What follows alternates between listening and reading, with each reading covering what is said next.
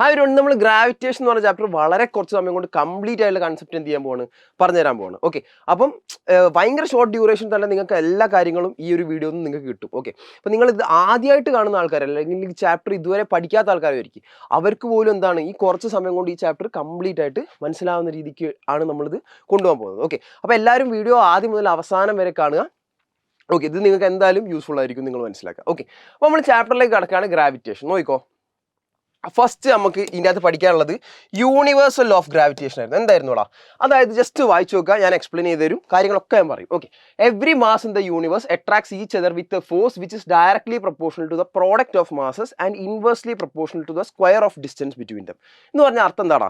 യൂണിവേഴ്സിൽ മാസുകൾ ഉണ്ടല്ലോ. ഓക്കെ, അപ്പോൾ മാസുള്ള എല്ലാ വസ്തുക്കളും തമ്മിൽ എന്തുണ്ടാടാ? ഒരു ഫോഴ്സ് ഓഫ് അട്രാക്ഷൻ ഉണ്ട്. മാസുള്ള എല്ലാ വസ്തുക്കളും തമ്മിൽ ഫോഴ്സ് ഓഫ് അട്രാക്ഷൻ ഉണ്ട്. ഞാനും ഈ പെന്നും തമ്മിൽ ഫോഴ്സ് ഓഫ് അട്രാക്ഷൻ ഉണ്ട്. ഞാനും ഈ റിമോട്ടും തമ്മിൽ ഫോഴ്സ് ഓഫ് അട്രാക്ഷൻ ഉണ്ട്. ഈ പെന്നും ഈ ഒരു എന്താണ് റിമോട്ട് തമ്മിൽ ഫോഴ്സ് ഓഫ് അട്രാക്ഷൻ ഉണ്ട്. ഓക്കെ, ഞാനും എർത്തും തമ്മിൽ ഫോഴ്സ് ഓഫ് അട്രാക്ഷൻ ഉണ്ട്. ഓക്കെ, സോ എല്ലാ ആൾക്കാരും, അതായത് മാസുള്ള എല്ലാ ആൾക്കാരും തമ്മിൽ എന്തുണ്ടാ? ഒരു ഫോഴ്സ് ഓഫ് അട്രാക്ഷൻ ഉണ്ട്.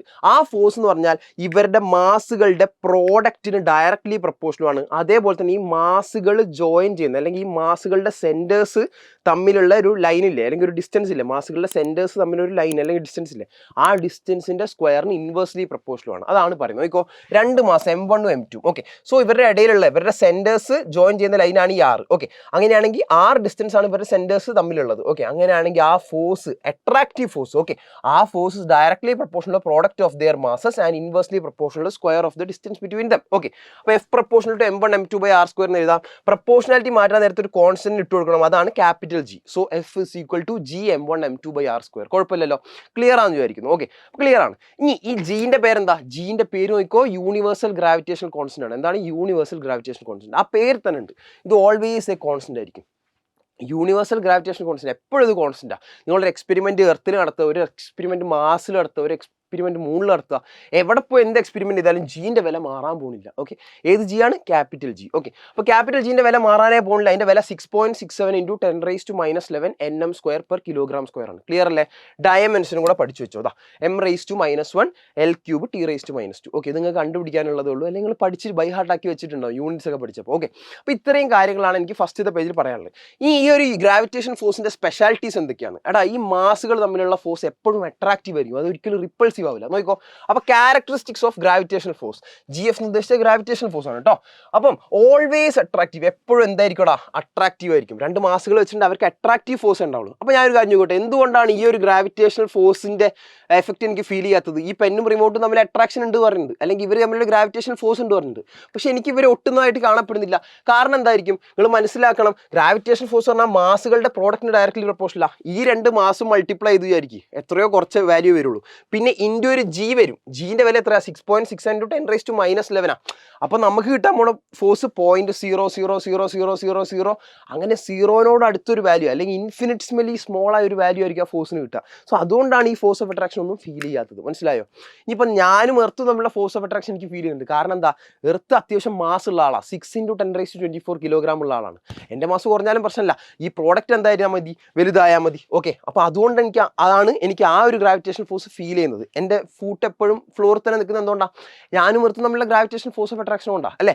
ഐഡിയ മനസ്സിലായല്ലോ? സോ ആദ്യം മനസ്സിലാണ്ട് ഓൾവേസ് അട്രാക്റ്റീവ് ഫോഴ്സ് ആണ്, വെരി വീക്ക് ഫോഴ്സ് ആണ്. ഓക്കെ, ഭയങ്കര ചെറിയൊരു ഫോഴ്സ് ആണ് അല്ലേ? ഇനി എന്താണ്? ലോങ് റേഞ്ച് ഫോഴ്സ് ആണ്. എന്ന് വെച്ചാൽ എന്താടാ? ഭയങ്കര ദൂരം വരെ എന്താണ് ഇതിൻ്റെ ഒരു പ്രസൻസ് നമുക്ക് ഫീൽ ചെയ്യാം. സണ്ണും എർത്തും തമ്മിൽ ഗ്രാവിറ്റേഷൻ ഫോഴ്സ് ഉണ്ട്, സണ്ണും മൂണും തമ്മിൽ ഗ്രാവിറ്റേഷൻ ഫോഴ്സ് ഉണ്ട്, അങ്ങനത്തെ ഒരു അവസ്ഥയായിരിക്കും. ഓക്കെ, ഇനി ഇൻഡിപെൻഡന്റ് ഓഫ് മീഡിയം, അതായത് മീഡിയത്തിനൊന്നും ഡിപ്പെൻഡ് ചെയ്യുന്നില്ല. ഇപ്പം ഞാൻ ഈ രണ്ട് മാസുകൾ എന്ത് ചെയ്തു? എയറിൽ വെച്ചു. എയറിൽ ഒരു സർട്ടൺ ഡിസ്റ്റൻസ് ആറിൽ വെച്ച് നോക്കിയപ്പോൾ ഇവരുടെ ഇടയിലുള്ള ഫോഴ്സ് F ആണെന്ന് ചോദിക്കും. ഇതേ അറേഞ്ച്മെന്റ് ഞാൻ എന്ത് ചെയ്യാണ്? വെള്ളത്തിലേക്ക് ഇറക്കി വെക്കുകയാണ്. വെള്ളത്തിലേക്ക് ഇറക്കി വെക്കുകയാണെങ്കിൽ ഇതിൻ്റെ ഇടയിൽ മീഡിയം മാറി, പക്ഷേ എന്താ? ഡിസ്റ്റൻസും മാസുകളൊന്നും മാറ്റിയിട്ടില്ല. അങ്ങനെയാണെങ്കിൽ ഇതേ ഫോഴ്സ് ആയിരിക്കും കിട്ടുക. ആ മീഡിയത്തിനെ ഡിപ്പെൻഡ് ചെയ്യുന്നില്ല. ആ ഫോഴ്സിന്റെ മാഗ്നിറ്റ്യൂഡ് ഇപ്പോഴും F തന്നെയായിരിക്കും. ഓക്കെ അല്ലേ? പറഞ്ഞതിൻ്റെ ഐഡിയ മനസ്സിലായി? ഈ സെൻട്രൽ ഫോഴ്സ് ആണ്. സെൻട്രൽ ഫോഴ്സ് പറഞ്ഞാൽ മാസുകളുടെ സെന്റേഴ്സ് ജോയിൻ ചെയ്യുന്ന ലൈനിലാണ് ഈ ഫോഴ്സ് ആക്ട് ചെയ്യുക. അതുകൊണ്ടാണ് നമ്മൾ സെൻട്രൽ ഫോഴ്സ് എന്ന് വിളിക്കുക. ഓക്കെ അല്ലേ? ക്ലിയർ ആണെന്ന് വിചാരിക്കും. ഇനി അടുത്ത് നമ്മൾ ആക്സിലറേഷൻ ഡ്യൂ ടു ഗ്രാവിറ്റിനെ പറ്റിയാണ് പഠിക്കുന്നത്. സ്മോൾ G എന്നാണ് ആക്സിലറേഷൻ ഡ്യൂ ടു ഗ്രാവിറ്റി നമ്മൾ ഡിനോട്ട് ചെയ്യുക. ഓക്കെ, എന്താണ് സിമ്പിൾ ആയിട്ട് പറയുന്നത്? ആക്സിലറേഷൻ, എർത്ത് പ്രൊവൈഡ് ചെയ്യുന്ന ആക്സിലറേഷൻ. നോക്കോ, acceleration due to gravitational pull of earth, അങ്ങനെ എഴുതിക്കൂടെ? Acceleration due to gravitational pull of earth, gravitational pull of earth. അല്ലേ? എർത്ത് നമ്മളെ പിടിച്ചു വലിക്കുമ്പോൾ അവിടെ ഉണ്ടാകുന്ന ആക്സിലറേഷൻ, ഫ്രീ ഫോൾ ഒക്കെ നമ്മൾ കേട്ടില്ല, അത് തന്നെ. ഓക്കെ, അങ്ങനെയാണെങ്കിൽ നോക്കിക്കോ, നമുക്ക് അതിനൊരു ഇക്വേഷൻ ഉണ്ടാക്കാം. സോ നോക്കിക്കോ, ഇതാണ് ഞാനിത് എർത്തിൻ്റെ മുകളിൽ നിൽക്കുക, എൻ്റെ മാസ് സ്മോൾ എം, എർത്തിൻ്റെ മാസ് ക്യാപിറ്റൽ എം, എർത്തിൻ്റെ റേഡിയസ് ക്യാപിറ്റൽ ആർ. ഓക്കെ, ഒരു കാര്യം മനസ്സിലാക്കി വെച്ചോ, എർത്തിൻ്റെ മാസ് വെച്ചാൽ 6 × 10⁻24 കിലോഗ്രാം ആണ് ഏകദേശം. റേഡിയസ് ഓഫ് ദ എർത്തോ 6400 കിലോമീറ്റർ ആണ്. ഓക്കെ, അത് മീറ്ററിലേക്ക് ആക്കാം. 6.4 ×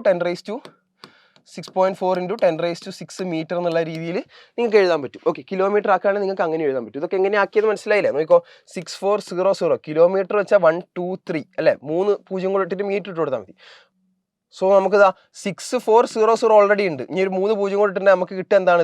ഇത്രയും മീറ്റർ എന്നാണ് കിട്ടുക. അതിനാണ് ഞാൻ എന്ത് ചെയ്തത്? 6.4 × 10⁻6 1 2 3 4 5 6 ആക്കിയിട്ട് എഴുതിയത്. ഓക്കെ, അപ്പോൾ വേണമെങ്കിൽ അങ്ങനെ ഒരു മീറ്ററിലുള്ള വാല്യൂ കിലോമീറ്ററിലുള്ള വാല്യൂ ഒക്കെ പഠിച്ചു വെച്ചോ എന്ന് ഞാൻ പറഞ്ഞുള്ളൂ കേട്ടോ. ഓക്കെ, ക്ലിയർ അല്ലേ? ക്ലിയർ ആണെന്ന് വിചാരിക്കുന്നു. അങ്ങനെയാണെങ്കിൽ നോക്കിക്കോ, എനിക്ക് ഈ acceleration due to gravity earth provide ചെയ്യുന്ന മീൻസ് ആക്സിലറേഷൻ അല്ലേ? ഓക്കെ, അതിനൊരു ഇക്വേഷൻ ഉണ്ടാക്കാൻ പോകുന്നു. അപ്പോൾ ഞാൻ ആദ്യം പറയട്ടെ, ഒരു എം മാസുള്ള ഞാൻ ഈ എർത്തിൻ്റെ മുകളിൽ കയറിക്കുകയാണ്, ഞങ്ങൾ നമ്മളുടെ ഗ്രാവിറ്റേഷൻ ഫോഴ്സ് ഓഫ് അട്രാക്ഷൻ്റെ വാല്യൂ എത്രയാ? G × small m × capital M/r², GMM/r². പ്രശ്നമില്ലല്ലോ. ഓക്കെ, ഞങ്ങൾ സെൻറ്റേഴ്സ് ജോയിൻ ചെയ്യുന്ന ഡിസ്റ്റൻസ് ആട്ടോ, എൻ്റെ സെൻറ്ററും ഭൂമിൻ്റെ സെൻറ്ററും. ഓക്കെ, അപ്പോൾ അങ്ങനെയാണ് GMM/r² എന്ന് കിട്ടി. ഇനി നോക്കിക്കോട്ടെ, എം മാസുള്ള എനിക്ക് ഭൂമി ഒരു ആക്സിലറേഷൻ G തരികയാണെങ്കിൽ അപ്പം ഉണ്ടാകുന്ന ഫോഴ്സിനെ എനിക്ക് ഇങ്ങനെ എഴുതിക്കൂടെ? F = mg എന്ന് എഴുതിക്കൂടെ? അപ്പോൾ ലെഫ്റ്റ് ഹാൻഡ് സൈഡിൽ രണ്ടും ഒരേ മാഗ്നിറ്റ്യൂഡ് ആൾക്കാരല്ലേ, രണ്ടും ഫോഴ്സ് ആണ്. So right hand side equal ആവണ്ടേ? അങ്ങനെയാണെങ്കിൽ small mg = GMM/r² എന്ന് എഴുതാം. സ്മോൾ എമ്മും വെട്ടിപ്പോയിണ്ടേ, small g = capital GM/r² നമുക്ക് കിട്ടും. Okay, G = GM/r². നോക്കുക, ആക്സിലറേഷൻ ഡ്യൂ ടു ഗ്രാവിറ്റിൻ്റെ ഇക്വേഷൻ ആണ് ഇത്. ഓക്കെ, അപ്പോൾ ആക്സിലറേഷൻ ഡ്യൂ ടു ഗ്രാവിറ്റി എന്തിനൊക്കെ ഡിപ്പെൻഡ് ചെയ്യുക? മീൻസ് ഗ്രാവിറ്റേഷണൽ കോൺസ്റ്റന്റിനെ, അതേപോലെ തന്നെ അത് ഡിപ്പെൻഡ് ചെയ്യുമെന്ന് നമുക്ക് പറയണ്ട അല്ലേ? മാസ് ഓഫ് എർത്തിനും റേഡിയസ് ഓഫ് ദ എർത്തിനും, അതായത് acceleration due to gravity of the planet പറഞ്ഞിട്ടുണ്ടെങ്കിൽ അത് ആ മാസ് ഓഫ് ദ പ്ലാനറ്റിനും അതേപോലെ തന്നെ റേഡിയസ് ഓഫ് ദ പ്ലാനറ്റിനും ഡിപ്പെൻഡ് ചെയ്യുക. ഓക്കെ, അപ്പോൾ എർത്തിൻ്റെ ആക്സിലറേഷൻ ഡ്യൂ ടു ഗ്രാവിറ്റി ആയിരിക്കില്ല ആർക്കുണ്ടാവുക? മൂണിനുണ്ടാവുക. ഓക്കെ, അതായിരിക്കില്ല ജൂപ്പിറ്ററിന് ഉണ്ടാവുക, എല്ലാവർക്കും അത് മാറിക്കൊണ്ടിരിക്കും. ഓക്കെ, ഇനി അതിൻ്റെ യൂണിറ്റ് എന്താ? മീറ്റർ/s² ആണ്. അതിൻ്റെ ഡയമെൻഷൻ എന്താണ്? LT⁻². ക്ലിയർ അല്ലേ? മനസ്സിലായിരിക്കുന്നു. ഇനി സർഫസ് ഓഫ് ദ എർത്തിൽ അതിൻ്റെ വില 9.8 മീറ്റർ/s².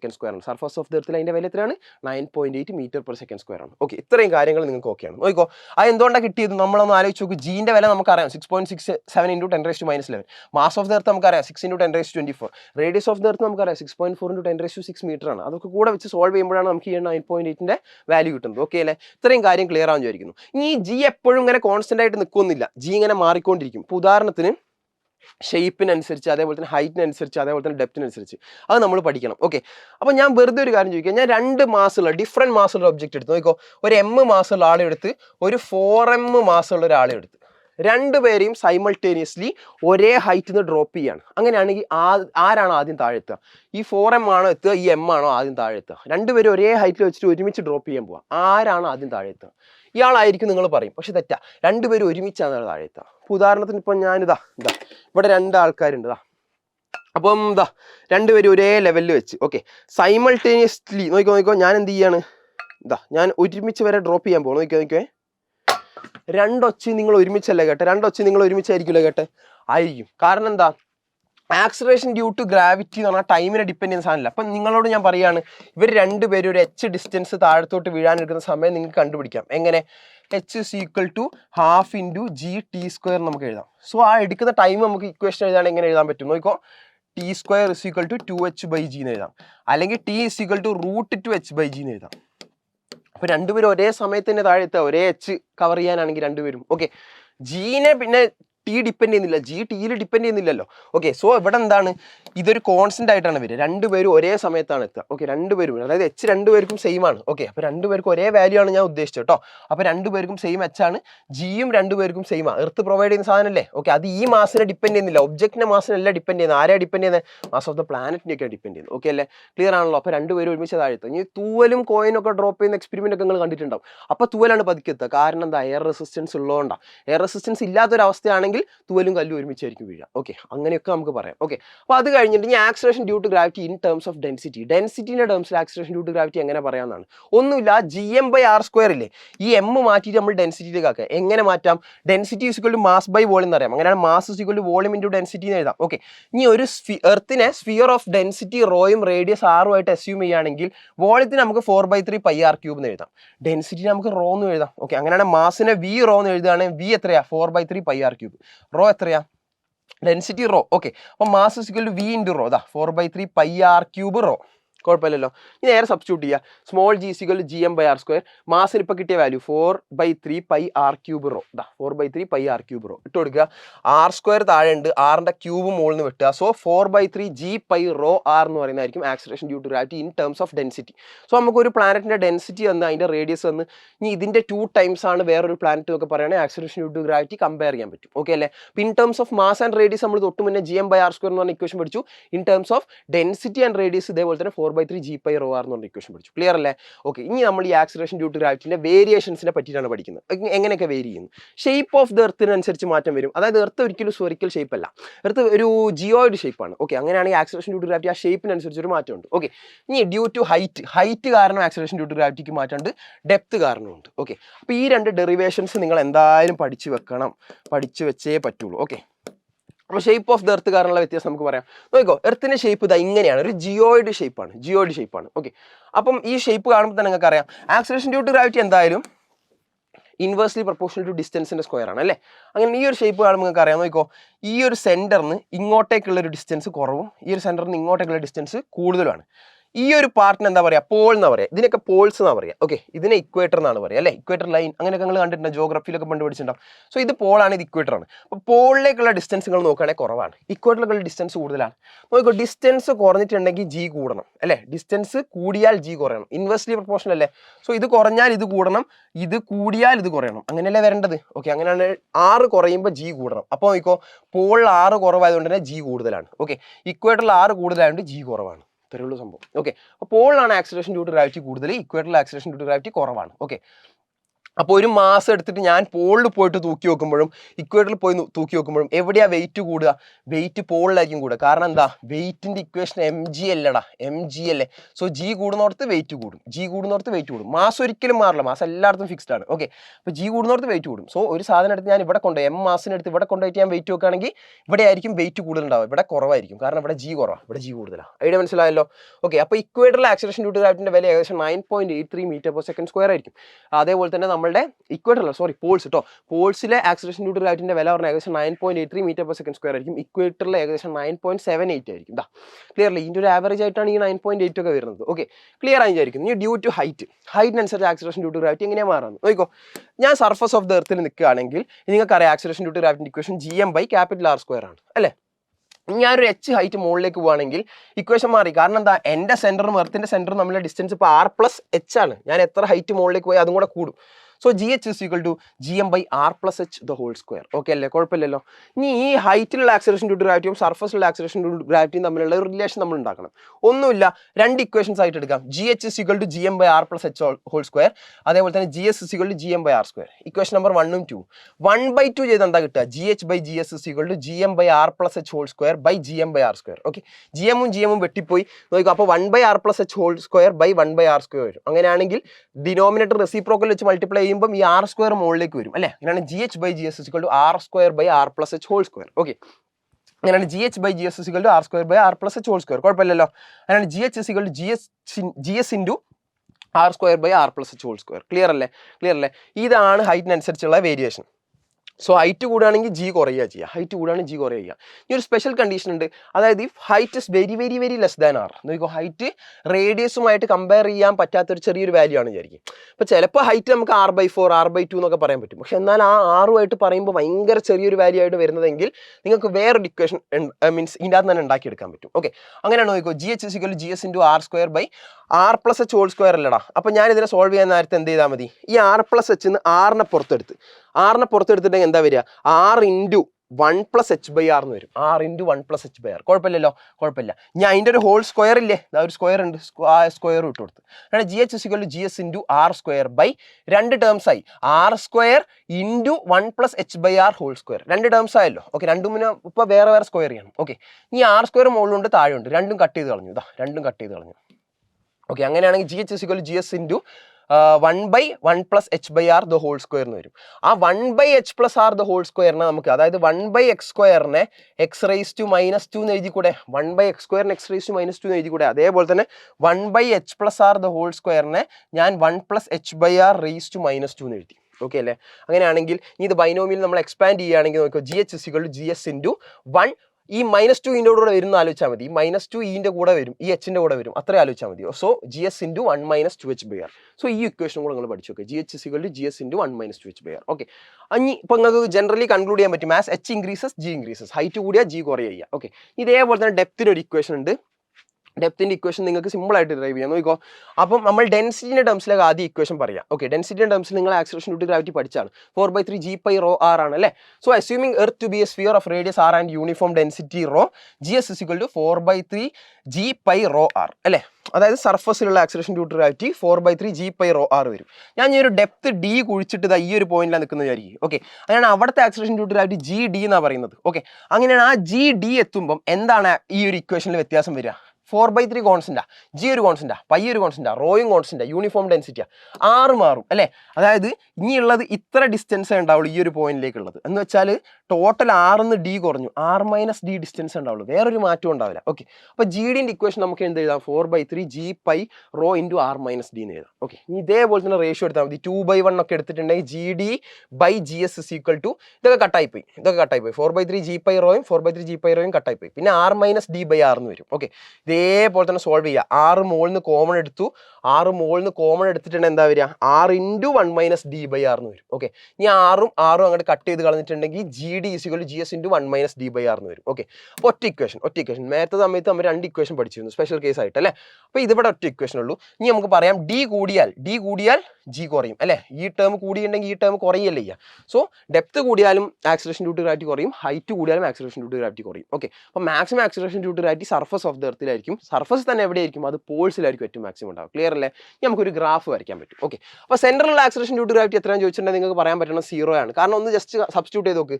GD = GS × 1 - D/R ആണ് ഡെപ്തിലേക്കുള്ള ഇക്വേഷൻ. ഓക്കെ, ഞാൻ ഇതാ കുഴിച്ച് റേഡിയസിന്റെ അത്രയും തന്നെ എത്തിയായിരിക്കും, കുഴിച്ച് സെൻട്രൽ എത്തിയായിരിക്കും എർത്ത്. ഓക്കെ, അങ്ങനെയാണെങ്കിൽ ആ ഡിന്റെ വാല്യൂ എന്തായി പോവും? 6 ആയി പോവും. സോ GD = GD എന്ന് എഴുതണ്ട, ഈ സെന്ററിനെ കുറിച്ചല്ല പറയുന്നത്. GC = GS × 1 - Dക്ക് പകരം R വരും, R/R എന്ന് വരും. സോ GC = GS × 1 - എത്ര വരും? 1 വരും. 1 - 1 എന്ന് പറഞ്ഞാൽ 0 സോ GC = GS × 0 അല്ലെങ്കിൽ 0. അങ്ങനെയാണ് acceleration due to gravity centre 0 ആയിട്ട് വരുന്നത്. ഓക്കെ, അങ്ങനെ നമുക്ക് പറയാൻ പറ്റും. ഓക്കെ, ഇനി variation of acceleration due to gravity നിങ്ങൾക്ക് ഇപ്രാവശ്യത്തെ മോഡൽ എക്സാമിൽ ചോദിച്ചൊരു ക്വസ്റ്റൻ ആയിരുന്നു അല്ലേ? ഒന്നുമില്ല, acceleration due to gravity centre of the earth നമ്മൾ ഇങ്ങനെ പോകുമ്പോൾ എങ്ങനെയാണ് വേരി ചെയ്യുന്നത് നോക്കാം. ഇതാണ് സെന്റർ ഓഫ് ദ എർത്ത്. കാരണം എന്താ? R = 0 ഇതാണ് സെൻട്രലാണ് നിൽക്കുന്നത്, R = 0 ആണ് നിൽക്കുന്നത്. അപ്പോൾ central acceleration due to gravity 0 ആണ്. ഇപ്പോൾ നമ്മൾ പറഞ്ഞു. ഇനി അവിടെ നിന്ന് സർഫസ് വരെ ഇങ്ങനെ കൂടി പോകും. എങ്ങനെ? ലീനിയർലി കൂടും. ഓക്കെ, ലീനിയർലി ഇങ്ങനെ കൂടി പോകും. ഏറ്റവും മാക്സിമം വാല്യൂ എവിടെ കിട്ടുക? സർഫസ് ഓഫ് ദ എർത്തിൽ. ഏറ്റവും maximum value surface of the എർത്തിലാണ് കിട്ടുക. ഇത് സർഫസിലുള്ള G. ഓക്കെ, സർഫസിലുള്ള ആ വിലയാണ് ഏറ്റവും മാക്സിമം ആയിട്ട് കിട്ടുക. പിന്നെ അതെന്ത് ചെയ്യുക? കുറയും. എങ്ങനെ? റെക്ടാങ്കുലർ ഹൈപ്പർബോളിക്കലി ഇങ്ങനെ കുറഞ്ഞുകൊണ്ടിരിക്കും. Okay, inversely proportional to R² ആയിട്ട് ഇങ്ങനെ കുറയല്ലേ? സോ ഇത്രയും കാര്യങ്ങളാണ് നിങ്ങൾ മനസ്സിലാക്കേണ്ടത്. ഈ ഒരു ഗ്രാഫ് നിങ്ങൾ എന്ത് ചെയ്യുക? പഠിച്ചു വെക്കുക കേട്ടോ. അപ്പം ഇത് ഇടയ്ക്ക് ചോദിക്കാറുണ്ട്. സോ ഇത്രയും കാര്യങ്ങൾ കഴിഞ്ഞ സ്ഥിതിക്ക് നമുക്ക് അടുത്തതിലേക്ക് കിടക്കാം. നോക്കിക്കോ, ഇനി എന്താണ് ഗ്രാവിറ്റേഷൻ ഫീൽഡ്, അതേപോലെ തന്നെ ഗ്രാവിറ്റേഷൻ ഫീൽഡ് ഇന്റൻസിറ്റി ഒക്കെ നോക്കാം. നോക്കിക്കോ. അപ്പോൾ ഗ്രാവിറ്റേഷൻ ഫീൽഡ് എന്താ നോക്കാം. ഒന്നുമില്ല, അതായത് ഞാൻ പറഞ്ഞിട്ട് 2 മാസ്സുകൾ തമ്മിൽ ഫോഴ്സ് ഓഫ് അട്രാക്ഷൻ ഉണ്ട്. ഓക്കെ, അപ്പം ഇത് എത്ര ദൂരത്തിലുണ്ടെങ്കിലും ഉണ്ടാവുമോ? ഇല്ല, ഒരു ഒരു റീജിയൻ വരെ ഉണ്ടാവുള്ളൂ. ഇപ്പോൾ ഉദാഹരണത്തിന് ഞാൻ പറയുന്നത് ഇതൊരു മാഗ്നറ്റ് വിചാരിക്കും, ഇതൊരു കാന്തമാണ് വിചാരിക്കും, ഇതൊരു കോയിനാണ് വിചാരിക്കും.